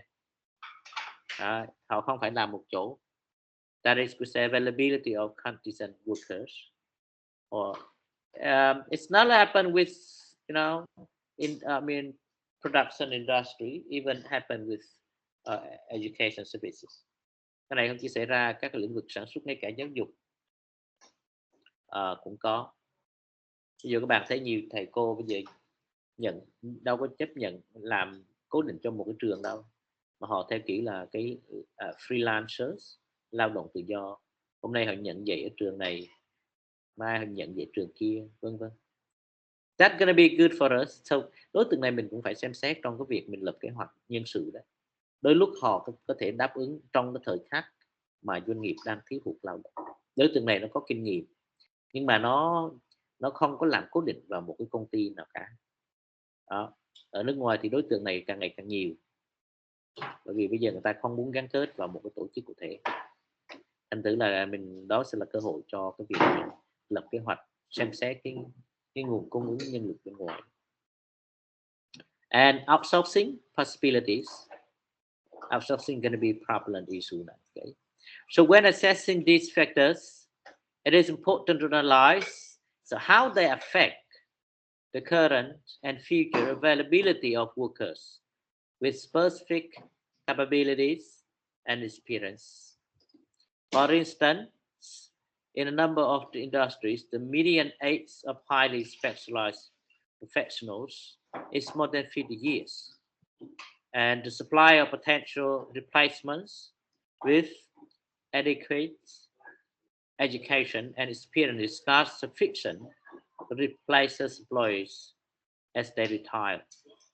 And many firms have plans for workforce shortages because of the brain drain created by the retirements of existing older workers. So one thing I would like to emphasize that the brain drain. So last week, when we discussed external environments, some group had brought this issue, the brain drain. It's kind of actually, it's maybe similar with the example that Fian just gave us. That if we don't take care of our employees, they're gonna get attacked by all the companies, all the company, and they're gonna leave our company. So our competitors, remember, that's not domestic business, domestic enterprises, even actually foreign enterprises. Đối thủ cạnh tranh của mình là gọi là chạy máu xám, chất xám, dịch chuyển cái người lao động từ lĩnh vực công sang lĩnh vực tư, từ công ty trong nước sang công ty nước ngoài. That's very important. So you should understand these things. For example, if you are a domestic enterprise, or if you are a foreigner enterprises in Ho Chi Minh City, that you should understand this trend. So employee, you can actually get qualified employees from public states, from states on business to you by paying the higher salaries or the actually non-monetary policy. That is why we say, changing workforce consideration.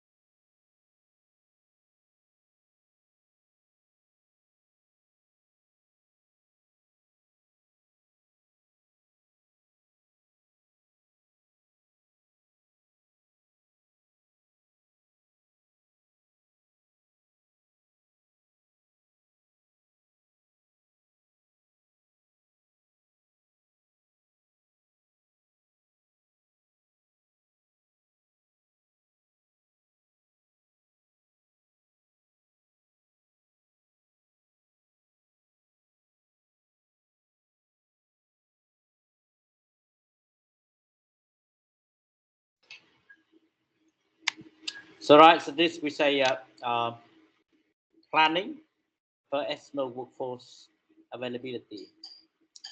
Second is that planning for internal workforce availability. So now we're going to look through inside our workplace.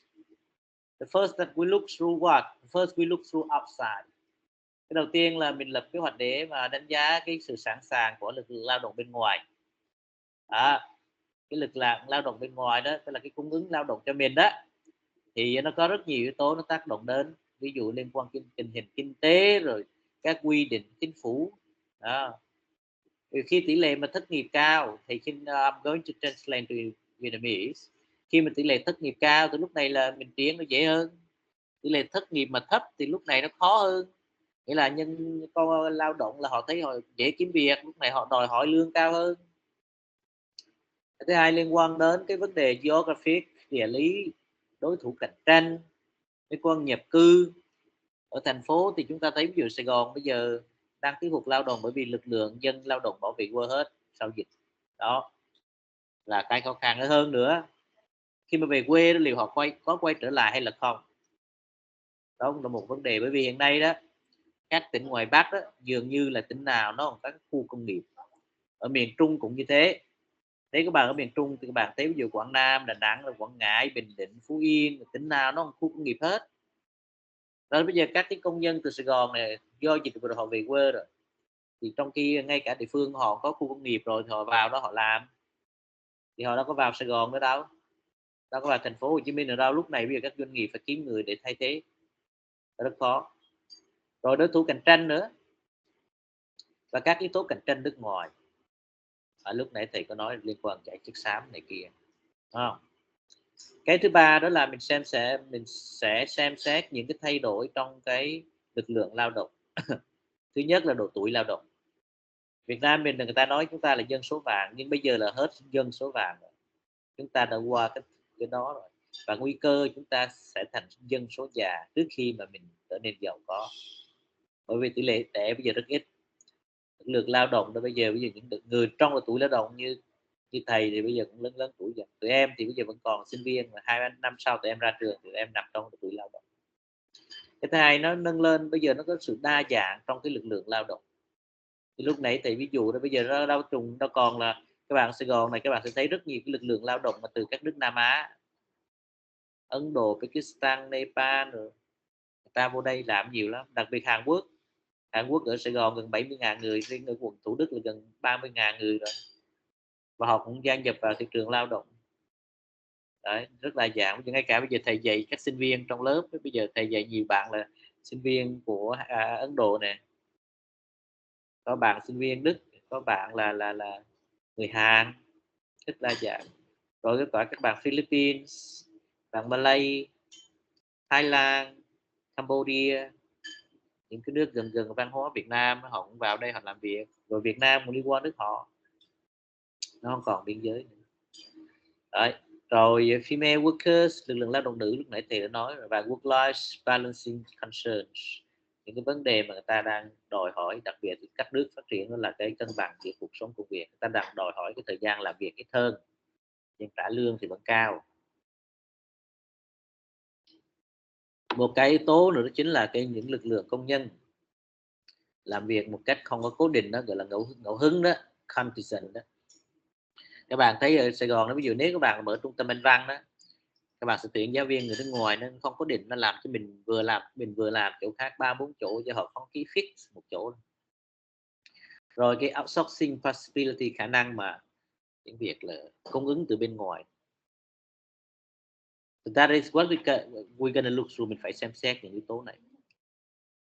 Now we're gonna talk about the second thing is that planning for internal workforce availability.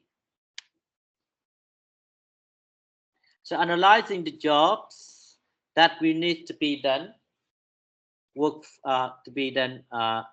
and the capabilities of people who are currently available in the organization to do them, and the next step in HR planning. Bây giờ mình xem xét những cái cá nhân, phân tích những công việc, xem những người thực tế trong công ty của mình đó, Các bạn lấy này mình nói tập đoàn đây HR nó rất là lớn, ví dụ như tập đoàn Nguyễn Hoàng thì rất nhiều trường đại học, rất nhiều công ty, thành thử là mình xem xét lực lượng trong này liệu nó có thể thay thế bổ sung cho nhau hay là không. Ví dụ đại học Hoa Sen có thể bổ sung cho đại học Gia Định hay là không, vì nằm trong cùng tập đoàn mà. Đấy, chẳng hạn như thế. That is, we say planning for internal workforce availability. So the needs of the organization must be compared with existing labor supply as well as the potential labor supply available outside the firm.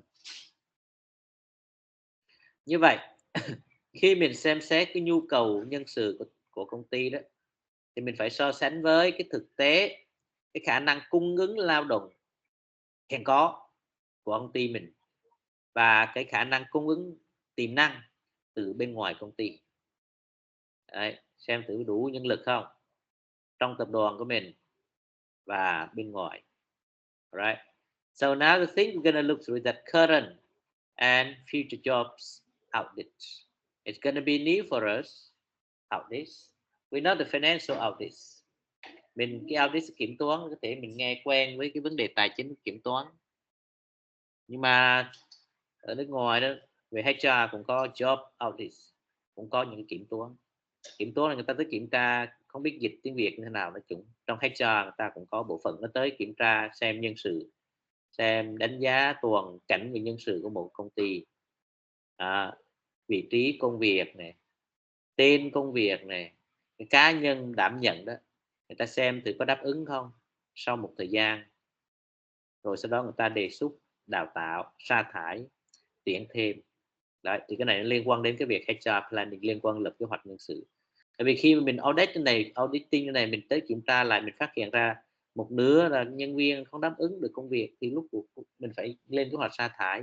Sa thải mà phải lên kế hoạch, vì các bạn không thể nói sa thải là các bạn đuổi người ta một lần, mà các bạn phải tính từng bước.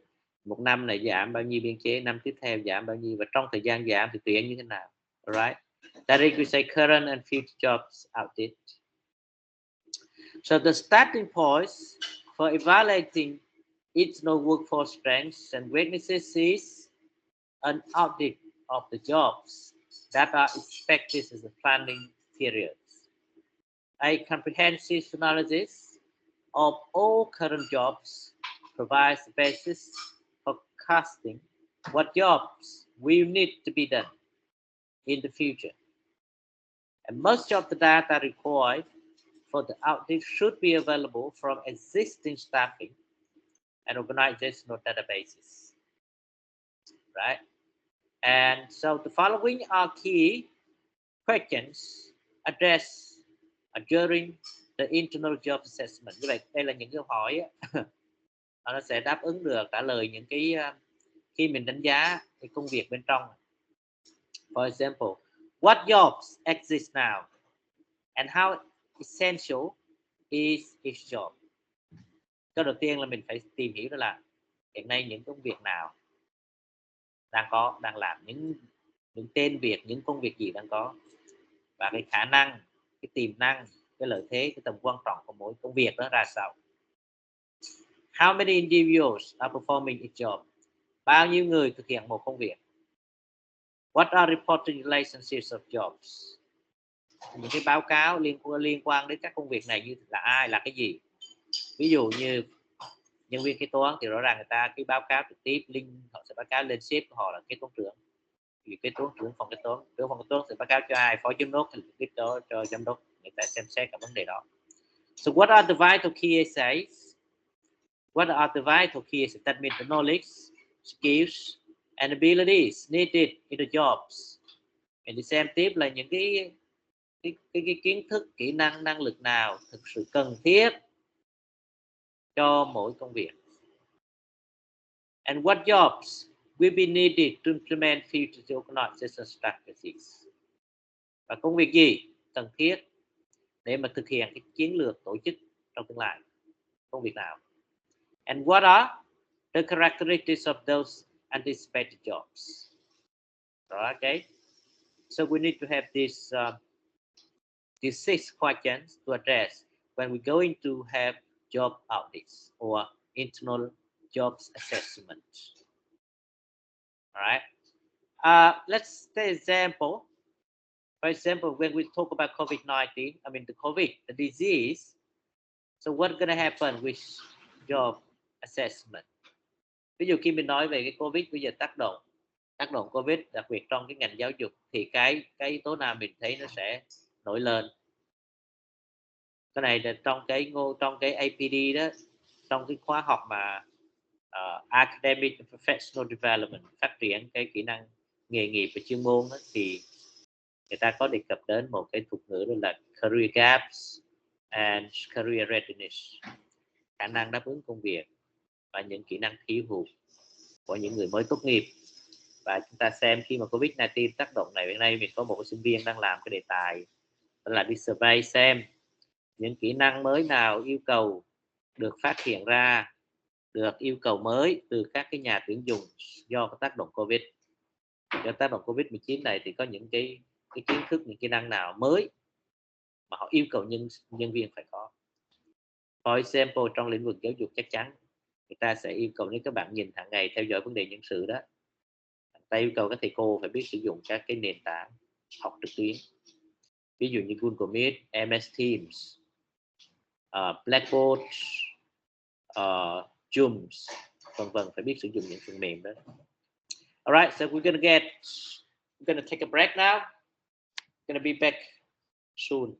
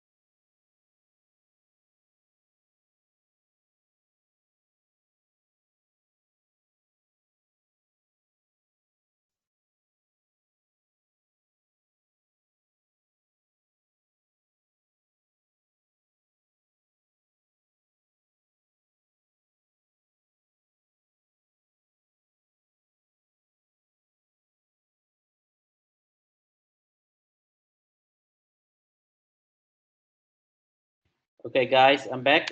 So we just stop. Let's see, just stop here. Right, the planning for the workforce. So another thing is an employee. We're going to look through employees, organizational capability inventory, or that's we say HRIS database, human resources information systems. This means that the software that you're going to contain, that you're going to keep employees profile, background, the background profile selecting their career progression, performance data, skills, knowledge, and then you can use this actually for any job feeling later in the future. That's if we say planning for internal workforce availability.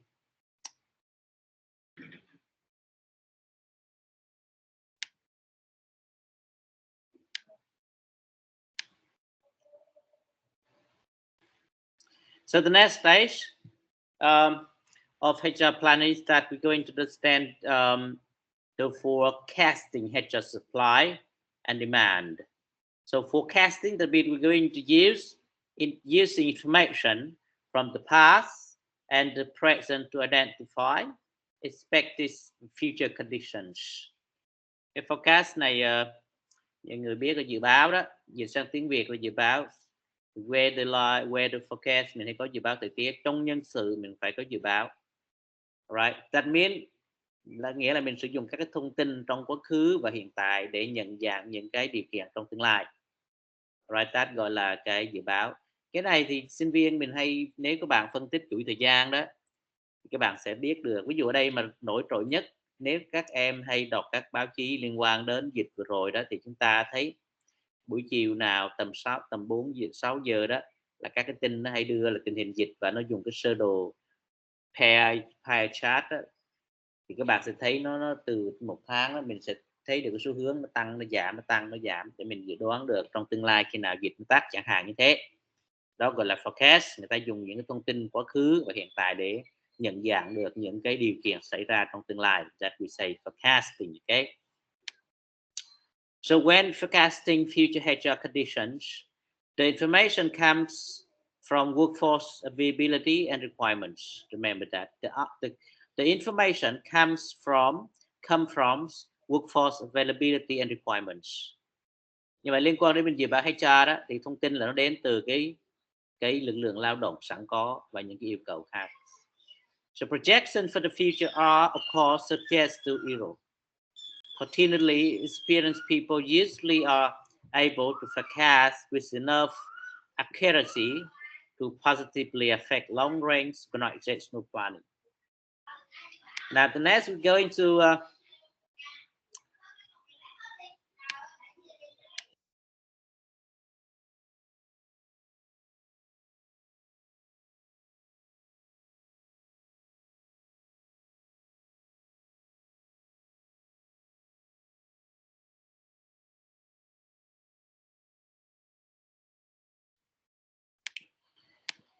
right.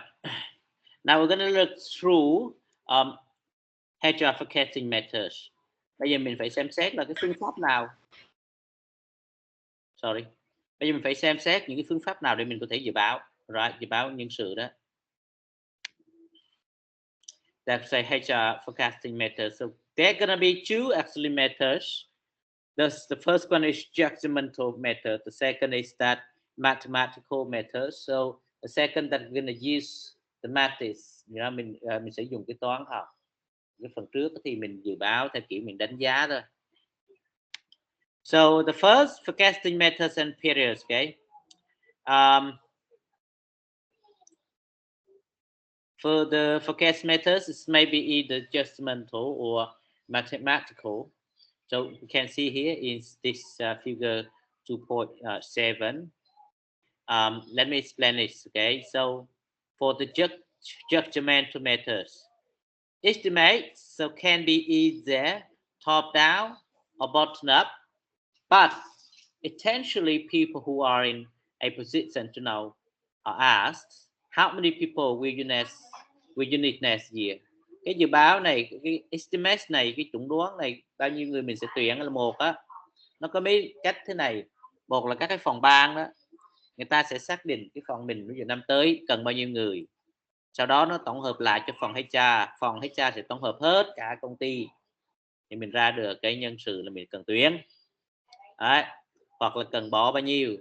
Cách thứ hai là từ trên xuống, gọi là top down, tức là từ trên lãnh đạo đó họ có những chiến lược thay đổi thì họ cần nhân sự nhiều hơn, ít hơn, sau đó họ đưa xuống và lúc này mình mới phân bổ đến các phòng ban. Right, như vậy liên quan đến người get the position, người quản lý. The rule of thumb matters relies on general guidelines applied to specific situation within the organization. For example, a guideline of one operation managers the 5 reporting supervisors as in forecasting the number of supervisors needed in division. However, it is important to adapt the guideline to recognize widely varying departmental needs. Cái thứ hai gọi là the rule of thumb. Cái này giống như một nguyên tắc, một quy định trong một tổ chức. Ví dụ một tổ chức thì một cái chủ tịch thì có luôn luôn có 3 phó chủ tịch, nếu thiếu một vị trí thì bắt buộc mình phải tuyển. Hoặc một cái trưởng khoa thì có cả mấy cái phó khoa. Đấy, cái này là giống như quy định cứng trong một cái công ty đó. Cái thứ hai, the third DEFI techniques. The third is we say DEFI technique that use input from a group of experts whose opinions of forecasted situations are sought. So these experts' opinions are then combined and returned to the experts for a second anonymous opinion. And the process continues through several rounds until the experts essentially agree on a judgment. For example, this process is used to forecast effects of technologies on HR management and staffing needs. Cái kỹ thuật DEFI này là mình đi hỏi ý kiến của những người chuyên gia trong cái nhân sự này, họ dự báo được trong tương lai trong nhân sự hoặc các vấn đề liên quan đó để mình xác định là mình sẽ tuyển hoặc sa thải thế nào đó. And the last matters is that nominal groups, that is unlike actually the DEFI methods, it's going to be required experts to meet face to face. Their ideas for these nominee groups, the ideas of experts might be cited independently at first, discussed as a group, and then compiled as a report. Right. For mathematical methods, then we got statistical regression. Hồi quy thống kê. Cái này thì mình học thống kê nhiều rồi, các bạn sau này làm thesis rồi bạn nào cũng chạy cái hồi quy tiến tính hoặc là chạy xem, thì đấy chính là dạng dự báo gọi là statistical regression. Simulation models, productivity ratio, staffing ratios liên quan đến tỷ lệ nhân viên này kia, còn nó liên quan đến con số. So when we gonna forecast, how long? The plan, I mean, như vậy liên quan kế hoạch nhân sự này mình xem cái thời gian này. Short range plans, kế hoạch ngắn hạn. That forecast for the immediate HR needs of an organization. Như vậy kế hoạch mình mà ngắn hạn đó đấy, thì cái dự báo này là ngay lập tức, là xác định lập tức cái nhu cầu về nhân sự trong tổ chức. Intermediate range plans, kế hoạch mà trung hạn đó. So project 1 to 3 years into the future, như vậy là tầm dự án sẽ trong 1 đến 3 năm. Long range plans, kế hoạch dài hạn extend beyond 3 years, trên 3 năm sẽ là gọi là long range plans. But I would say it is very contextual and it depends on country. It is US, very USA country, very USA context.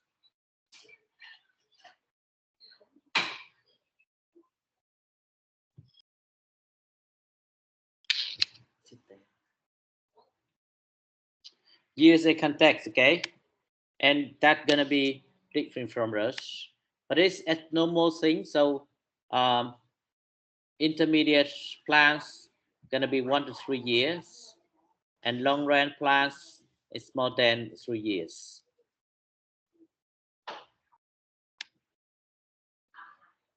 Now the next we're gonna say relating to forecasting the demand for HR. Bây giờ mình dự báo nhu cầu nhân sự. We can calculate it for anti-organization and or for individual units, mình có thể tính toán cho toàn tổ chức hoặc cái từng đơn vị phòng ban. Considering specific demand when new jobs are created or current jobs are changed, bằng cách mình xem xét những cái nhu cầu cụ thể khi một công việc mới được tạo ra hay là công việc hiện tại mà nó thay đổi. Ví dụ như thầy nói là cái trong khi mà Covid-19 này nó tới, nó dẫn đến là cái cách làm việc cũng thay đổi, người ta chuyển sang làm việc online, lúc này nó yêu cầu là phải biết sử dụng công nghệ này kia. That's gonna be, the forecast demand HR. An analysis is used to develop decision rules or fee rates for each job or level. Identify needs for HR by number and type for the forecasting period.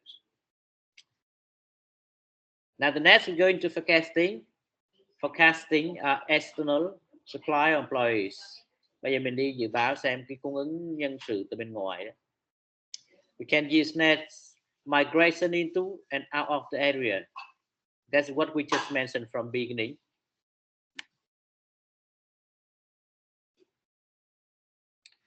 Individual entering and leaving the workforce. Individuals graduating from schools, colleges, you're going to be like this. Graduating from schools, colleges, that was a new graduates. Changing workforce composition and patterns. Economic forecast for the next few years. Generalize economic developments and shifts. Actions of competing employers and government regulations and pressures, right? So that is especially, we can actually think of our cases. We talk a lot about the students, and you see at the moment, so for the admissions, the university admission requires English. IELTS test is going to be very important. Why? Why many universities ask students to address IELTS examination as their admission. Qualification. And this is going to be very important. And now you see the student need to have to speak English. It's not only for working with Vietnamese, because you're going to work in diverse workplaces. That's why English is very important. And even actually, globalization, that's what we just mentioned. So it's going to be relating to international business. Like import products, export products. That means you're going to work with partners from other countries who are going to be speaking now rather more than Vietnamese. So that's why you need to know English. But it's not many. If you look through here in Ho Chi Minh City, so how many universities have provide English taught courses? Not many. For example, if I can count this, RMIT, yes. IU, yes. Fulbright, yes. That's all. Other universities, they have actually advanced programs or corporate programs. For example, our university, we got advanced program like you, and you got some courses which are going to be taught in English, but all the courses are going to be Vietnamese, right? So that's going to be, I think, in the future, demand for human workforce who are fluent in English going to be raised actually. Now, forecasting internal supply of employees. Bây giờ mình dự báo cái cung ứng nguồn nhân lực ở bên trong á, trong công ty của mình là như thế nào. So you can see this like a formula. Current staff level minus projected outflows this year plus projected inflows this year, then we get the internal supply for next year. Và bây giờ mình sẽ biết cái nguồn cung ứng nhân lực nội bộ đó trong tập đoàn của mình đó là như thế nào, bằng cách mình lấy cái số lượng nhân viên hiện có này, mình trừ đi số lượng nhân viên sẽ bỏ đi. So projected or outflows, that means leaving. Số lượng người bỏ đi đó, ví dụ bao gồm thất nghiệp, bao gồm đến tuổi hưu, hết hợp đồng, right? Mình cộng với cái inflow this year, những người sẽ tham gia, sẽ vào công ty mình, thì nó ra cái số lượng cung ứng. Source of inflows For example, external hires, internal transfers, promotion, recalls. Nhưng mà cái sort of cái nguồn mà đi vào công ty đó gọi là inflow, projected inflows, bao gồm từ việc mình tuyển dụng bên ngoài này, mình thay luân chuyển trong nội bộ này, thăng tiến rồi các vấn đề khác. For the sorts of outflows that gonna be promotions, turnover, right? Turnover tức là người ta rời việc. Terminations, chấm dứt hợp đồng. Demotions, retirements, dash, or layoffs. So use this, then you can recognize the availability of internal supply for the next year. So we got a question here, guys. That we got a case study here. We're going to be back soon. I think I'm going to present my lesson first, and if we get time, then I'm going to be back to discuss this assignment. Okay, so this is going to use the assignment from textbook. You can open it actually in page 62 with the titles that using workforce planning to improve hiring. And we're going to have 2 questions for this case. For example, what are the challenges do you think companies face when trying to manage HR planning? And in what other ways would workforce planning be used to improve the hiring process? We're going to be back soon to this in case you get a time, okay? The next very important I would like to say here is that the workforce supply and demand. That means we're going to talk about how can we manage a talent surplus or talent shortage. So what does it mean? You got another question. For example, this very short answer. I mean, it's optional answer here. The COVID-19 pandemic has put organization in which situation of below? Talent surplus or talent shortage? Right. So let me pick. Anyone else would like to volunteering to answer this question? Who is that? Someone just make noise. You want to answer this question? Just raise your voice. You get a point if you can answer this. And explain away. What someone just raise their hand. All right, Trần Phụng Anh, go ahead.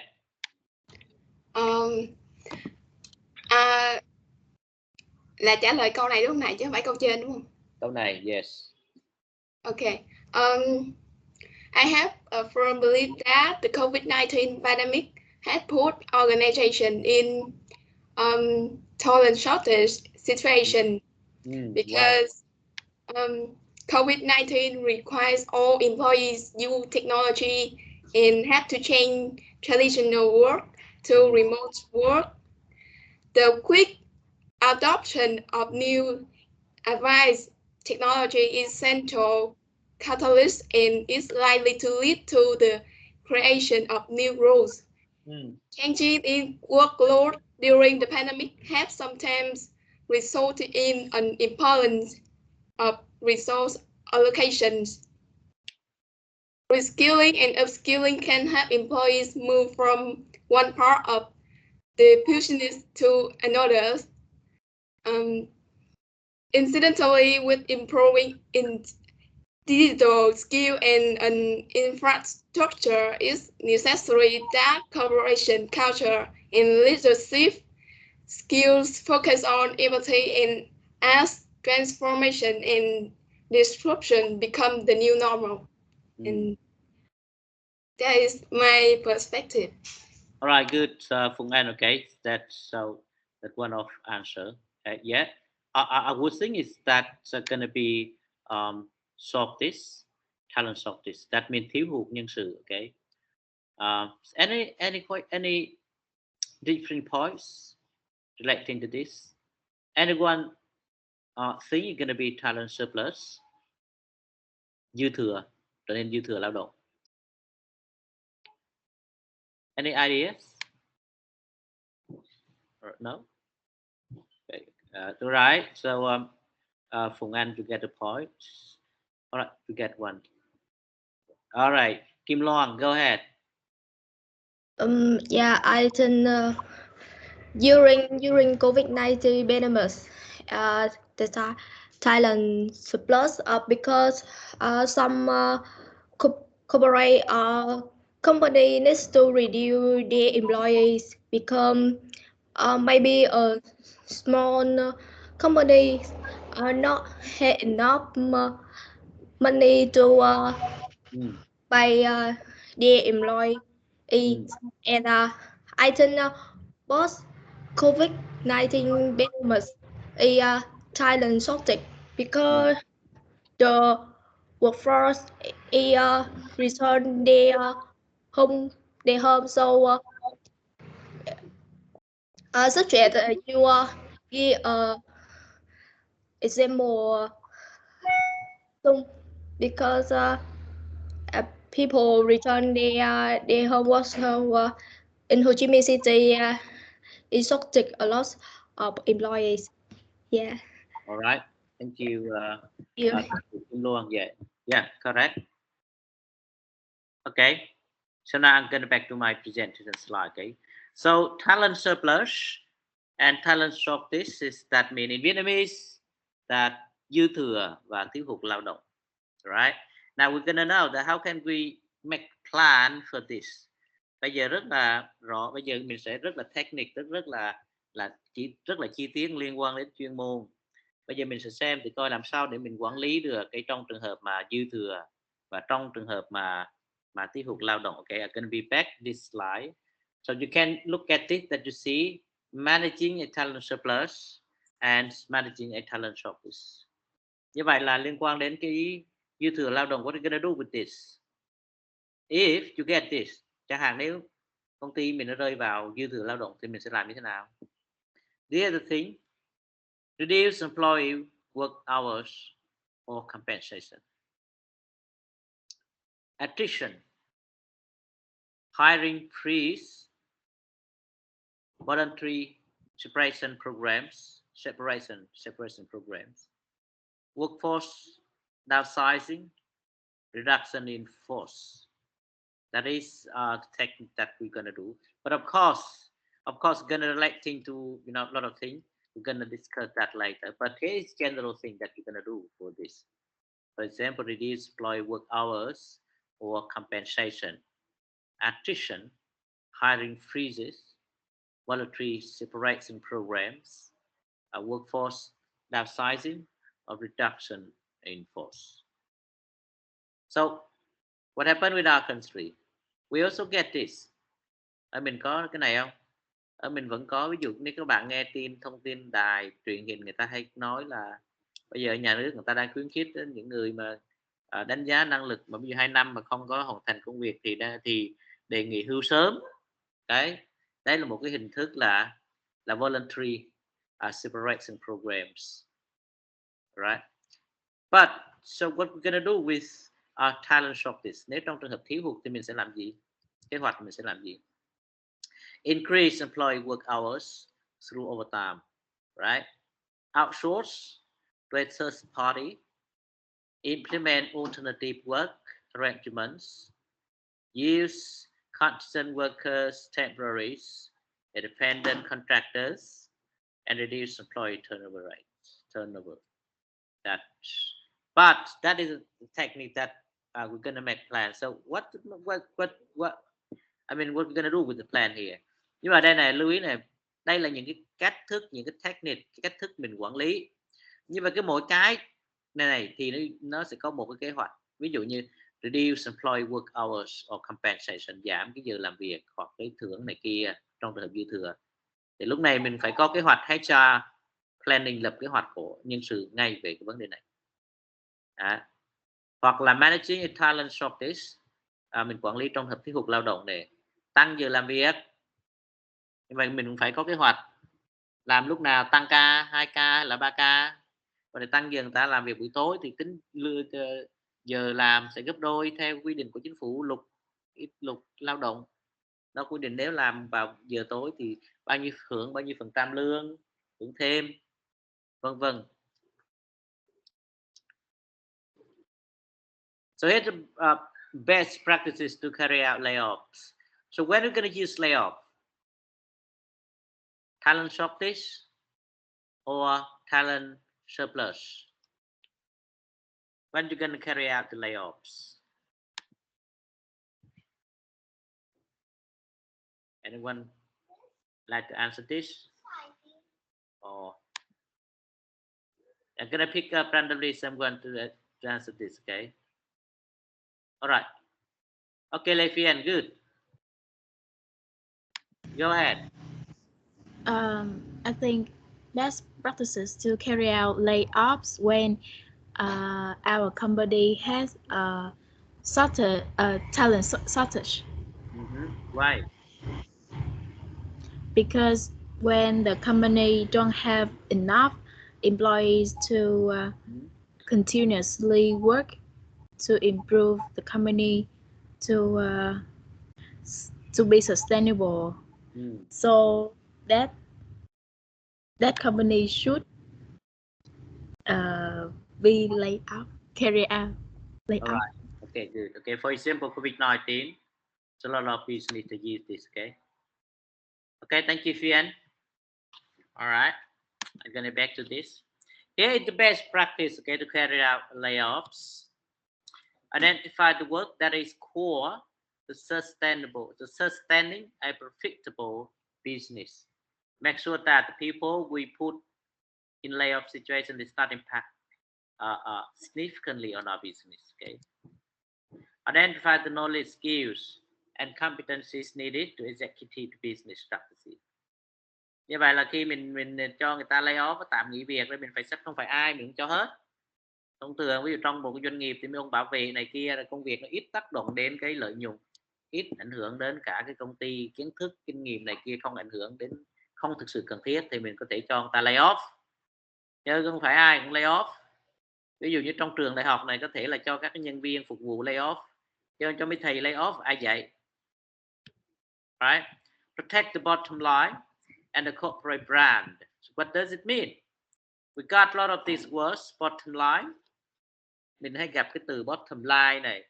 Bottom line là mấy mình nhìn vô dịch thuần đó là cái đường ở dưới cùng đó. Thực ra cái này bottom line trong tiếng Anh nghĩa là các bạn thấy báo cáo tài chính á, báo cáo tài chính á, thì cái phần dưới chính là benefits hay gọi là profits. Protect the profits, tức là bảo vệ cái lợi nhuận của công ty và hình ảnh của tổ chức, right? Thương hiệu tổ chức. Protect the bottom line and the corporate brand. The bottom line sometimes we say very important. All right.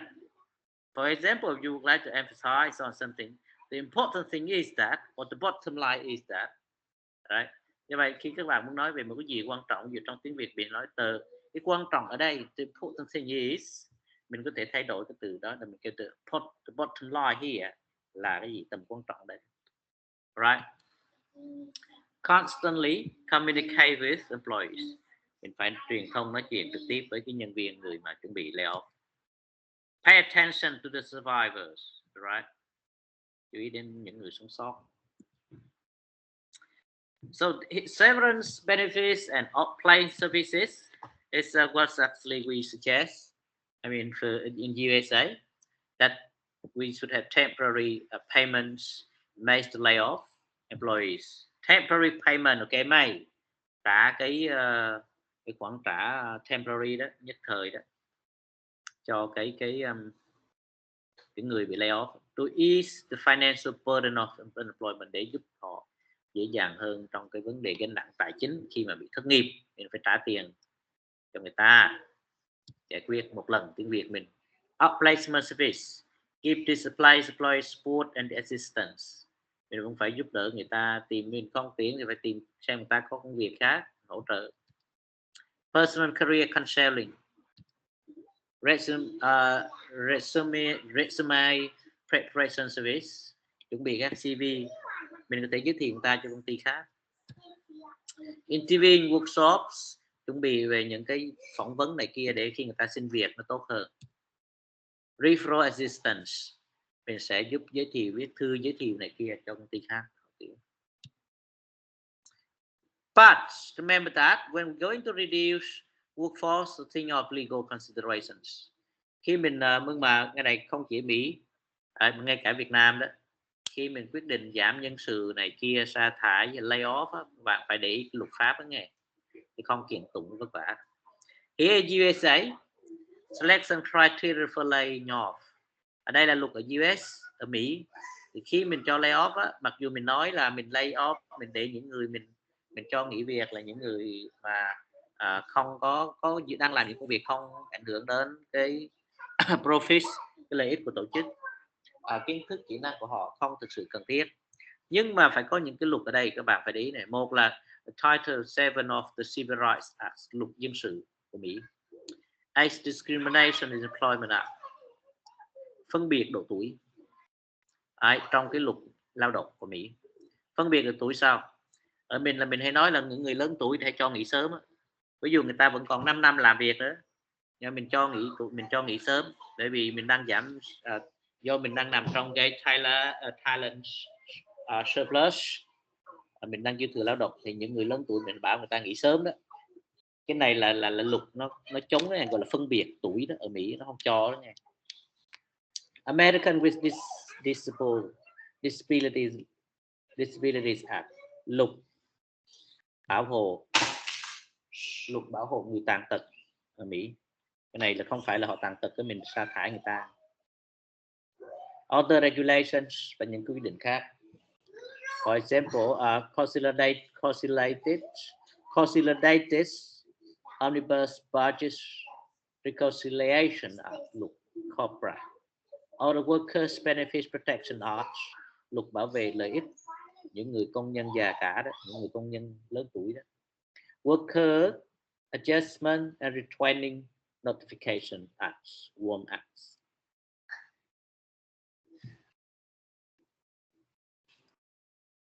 So another thing that you can use actually for managing a talent shortage. Đây là những cách mình có thể quản lý cái thiếu hụt nhân sự. Alternate work arrangements or outsourcing. Trong trường thiếu hụt, dư thừa thì không nói rồi, dư thừa là mình cắt giảm này kia không nói, lay off. Bây giờ trong thiếu hụt này, alternate work arrangements, non-traditional schedules that provide flexible to employees. Shortage là thường là mình phải cho người ta làm thêm giờ, nhưng mà phải linh động này kia, vừa người ta thêm thu nhập thì mình có thêm người để làm. Outsourcing, transferring the management and performance of a business person to an external service provider. Mình phải dùng outsourcing trong trường hợp thiếu người. Tại ví dụ như ở Đại học Quốc tế IU á, cái bộ phận bảo vệ này và bộ phận vệ sinh là họ không phải là dùng outsourcing, tức là trường học quốc tế họ thuê hẳn dịch vụ bên ngoài luôn, dịch vụ công ty bảo vệ và dịch vụ vệ sinh, và họ không phải là nhân viên của nhà trường. Mình trả luôn cho công ty và công ty nó cử nhân viên nó làm, mình không cần tuyển dụng, không gì hết. Đó gọi là outsourcing. Here's ways, figure 2.9. Bạn nhìn đây một cái ví dụ về ways to manage a talent shortage. The following are in a common order of use. Đây là những cái cách thức mà được sử dụng phổ biến nhất, sắp xếp theo cái cách sử dụng phổ biến nhất. The first, use overtime. Second, outsource work, nhưng mà đầu tiên là người ta hay tăng cái thời gian làm việc. Thứ hai là dùng bên ngoài. Thứ ba là try alternative work arrangement, sắp xếp lại công việc. Fourth, bring back recent retiree. Cái thứ tư là mình tuyển lại mấy người đã về hưu đó, báo người ta quay làm lại. Fifth, increase contingent workers, tăng cường những người làm việc mà thời vụ đó. Sixth, reduce turnover rate, và cố gắng không để tỷ lệ mà bỏ việc cao. Cái này what I would say is that very easy to look at, to get example. For example, Copmart. Ở đây không biết các bạn biết Copmart không? Copmart, siêu thị Copmart mình nữa nè. Thì nó mùa Tết đến giờ này nè. Now is Tết holiday, okay? And they are actually in talent shortage. So what ways they gonna manage this? Anyone would like to answer this question? So which ways you suggest them to manage their talent shortage for this season, holiday season. Any question? Any answer for this?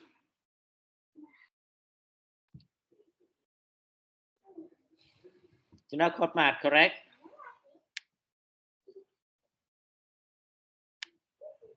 Let me say in Vietnamese. Bây giờ code math này, siêu thị code math đang vào mùa thiếu hụt nhân sự đó. Bởi vì đang cái mùa Tết, rất nhiều người vào mua hàng, chắc chắn nó thiếu nhân sự, bán hàng này kia. Vậy các bạn sẽ đề xuất kế hoạch nhân sự như thế nào, chiến lược gì cho kế hoạch nhân sự của họ trong cái list trên slide mà các bạn thấy thầy vừa đưa đó. Mình sẽ dùng cách nào, hoặc là thực tế họ làm như thế nào, các bạn thể chia sẻ. Anyone else would like to answer this question? Just raise your hands. If you don't have, you don't want to raise the hand, I'm gonna have Coco. Right, get one. Who's that? All right, Fian again. Good. Go ahead. For me, I will use overtime and bring back recent retirees. Right, that is your opinion, correct? Yeah, okay. My opinion. Why? Tell me why. Explain. I will use the recent employees and tell them have to work overtime. Also, also I will pay them more the compensation, and the other way is bring back the old retirees to work, because they are the one who used to work in a co-op and they know everything works. So if bring them back, they will work that well. All right, so you think that we need to increase time. The second is that bring back retiree. Okay, good. Yes, I agree with the first one, and I don't think the second one. Let me ask another. NGUცხოვრN, go ahead. For me, I will use overtime and increase contingent workers. All right.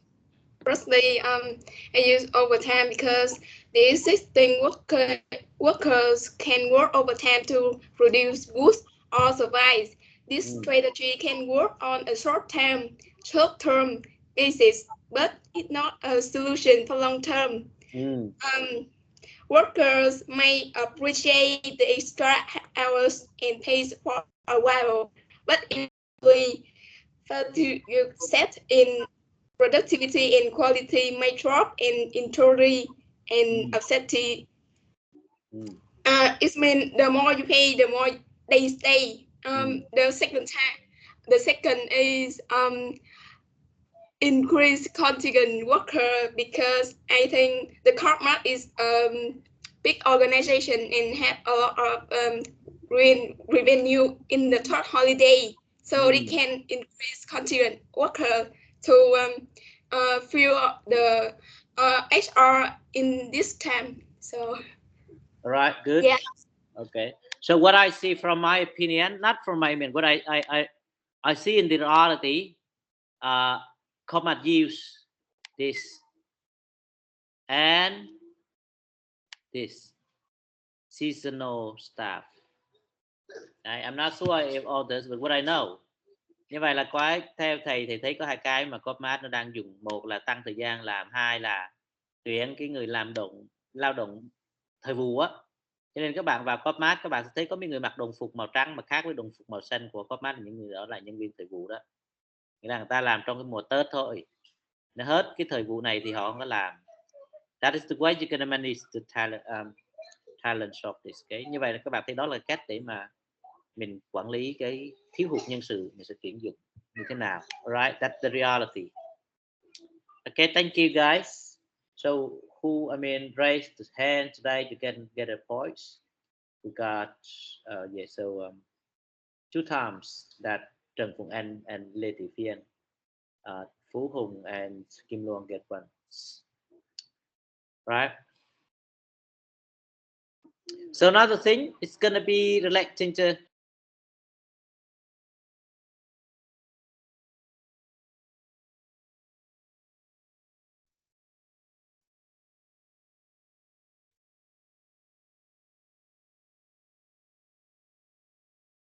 of course, we're going to read through this. For example, before the deal, the conduct due diligence, assess risk, identify possible conflicts. During integration, address key HR processes, retain key talent, recognize cultural differences. Of course, integration, checking up the optimize workforce, identify and establish new culture, right? But for us, the key HR metric, and we're going to focus on our retention and quality. That is also relating to content of this week. But of course, we're going to look through these HR staff and expenses, for HR to employee ratio, total HR staff, HR expenses per PFD, staffing, the number of positions filled, time to fill, cost per hire, annual turnover rate.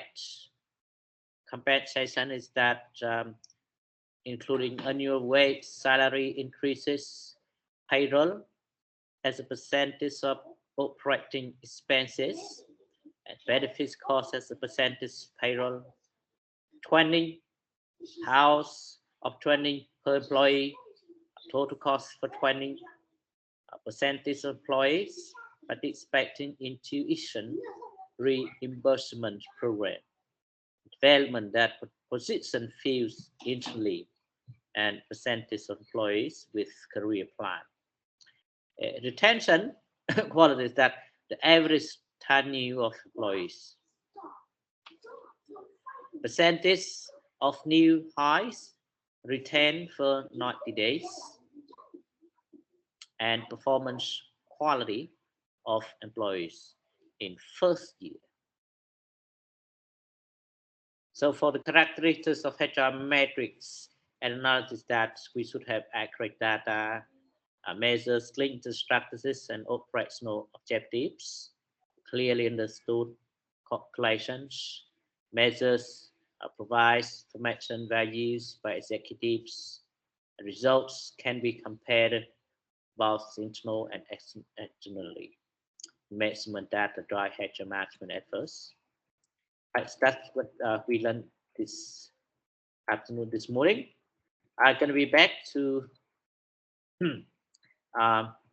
the question, discussion question. All right, we still have actually more than 30 minutes. We're going to discuss this. This is going to be individually, okay? Individual. And so now using workforce planning to improve hiring. So let's open the textbook.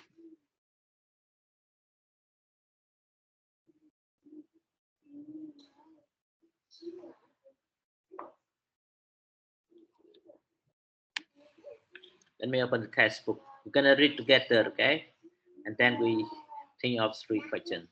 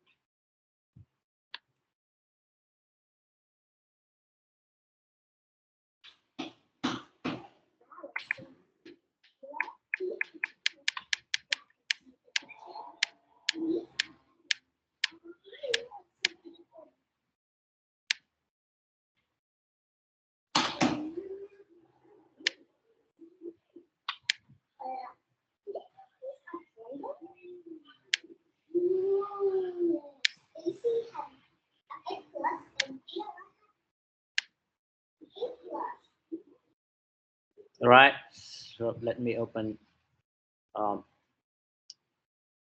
this chapter 2.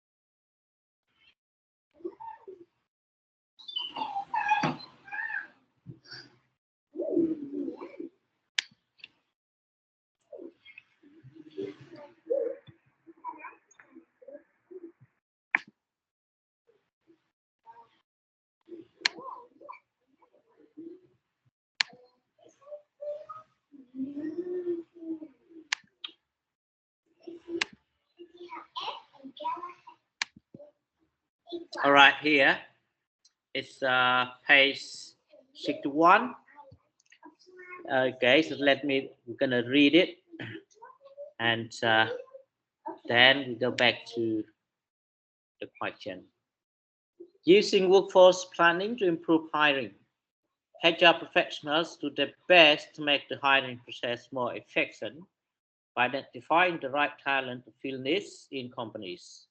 Results of a recent HSIM survey show that open positions take an average of 34 days to fill. Jobs that require more knowledge and positions in larger firms take more time. The goal should be to hire quality people more quickly, thus generating lower than average fill rates. So this can be done by looking for bottlenecks in the hiring process and making appropriate changes to HR policy. Companies used to be negatively affected by the vast number of applications they receive for positions, but technology has accelerated candidate screening to make communication much easier and provided unique ways to identify good talent. However, there are other potential problems that companies face. For instance, according to Chrissy A.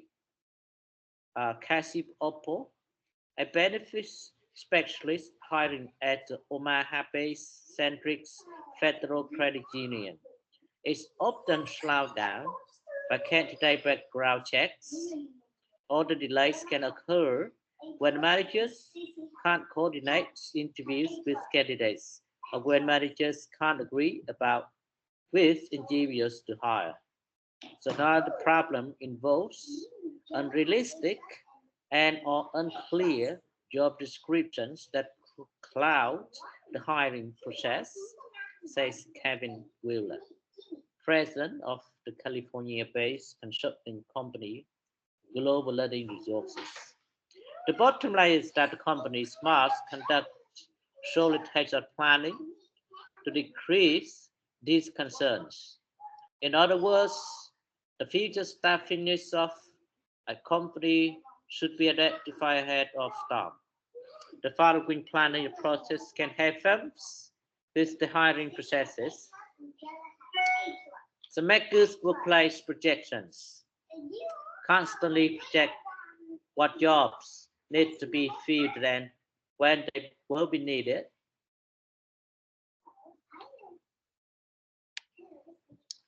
Identify an appropriate pool of talent. So have a group of possible job candidates ready to fill positions as they become available. Work with outside parties who can help. So develop good relationships with universities and other groups that have access to potential employees. Educate leaders about the importance of hiring. Make sure that managers understand the costs associated with unfilled positions.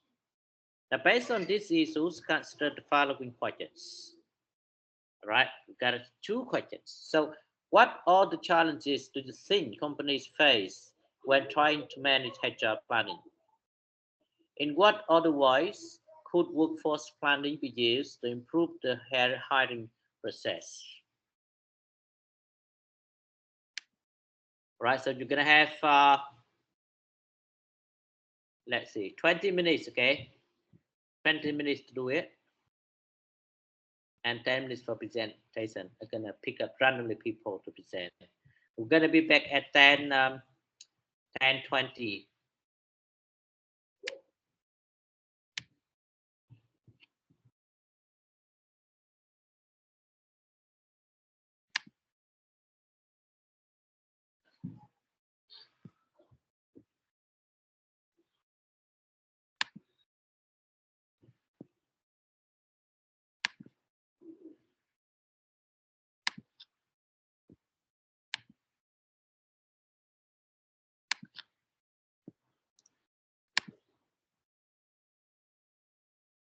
All right, so I think you're gonna work this. All right, guys. So what you're gonna do now? Do it in the class. You're gonna do it that and then submit it to me, okay? So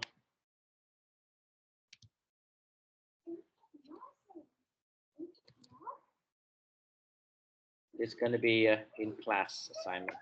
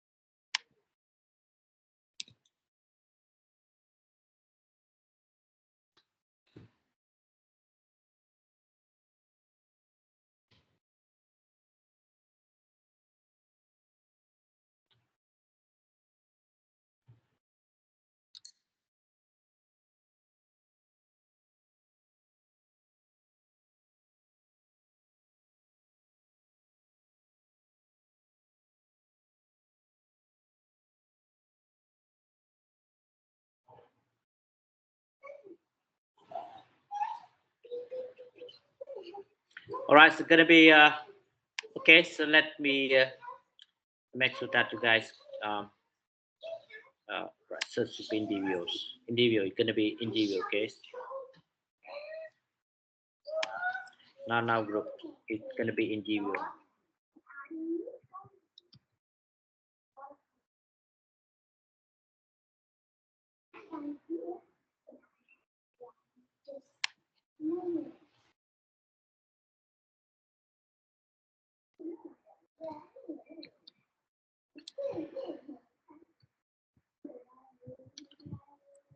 I'm gonna mark this, okay? So I send actually through my email, this individual email. I'm not sure actually the email from the school work or not. Someone tell me it's not work.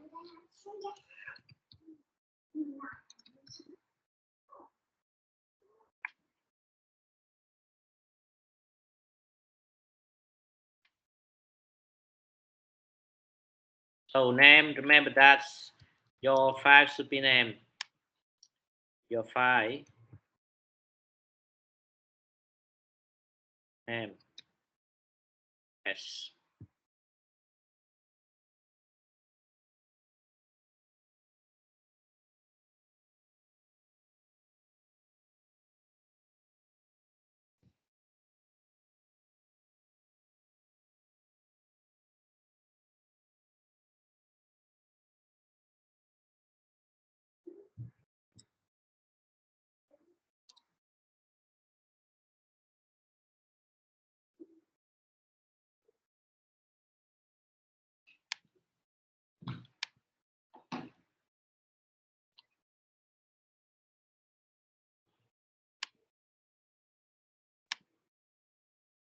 You can find this assignment, okay, by go to the MS Teams and go to the file name week 1, 2, 3 reading list, and then you can find this, okay, read it.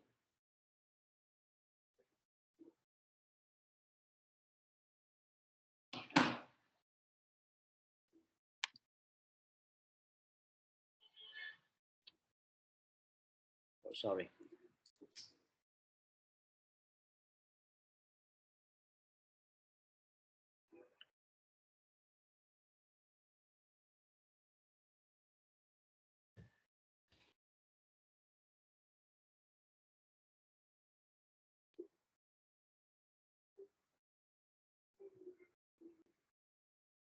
All right, here in class assignment, pages using workforce planning to improve hiring.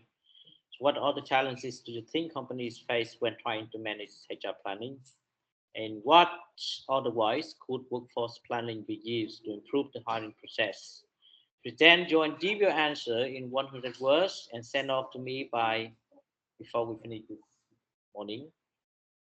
And file name should be like this: UFM morning class week 3 and send it to my email. Okay.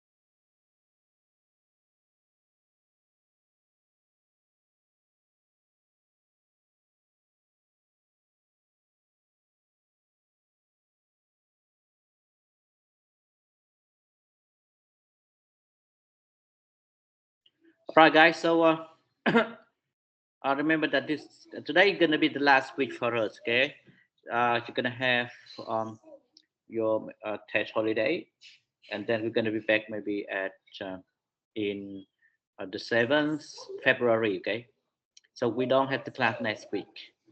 All right. Happy New Year. Bye bye. See you next year. Chúc thầy năm mới vui vẻ.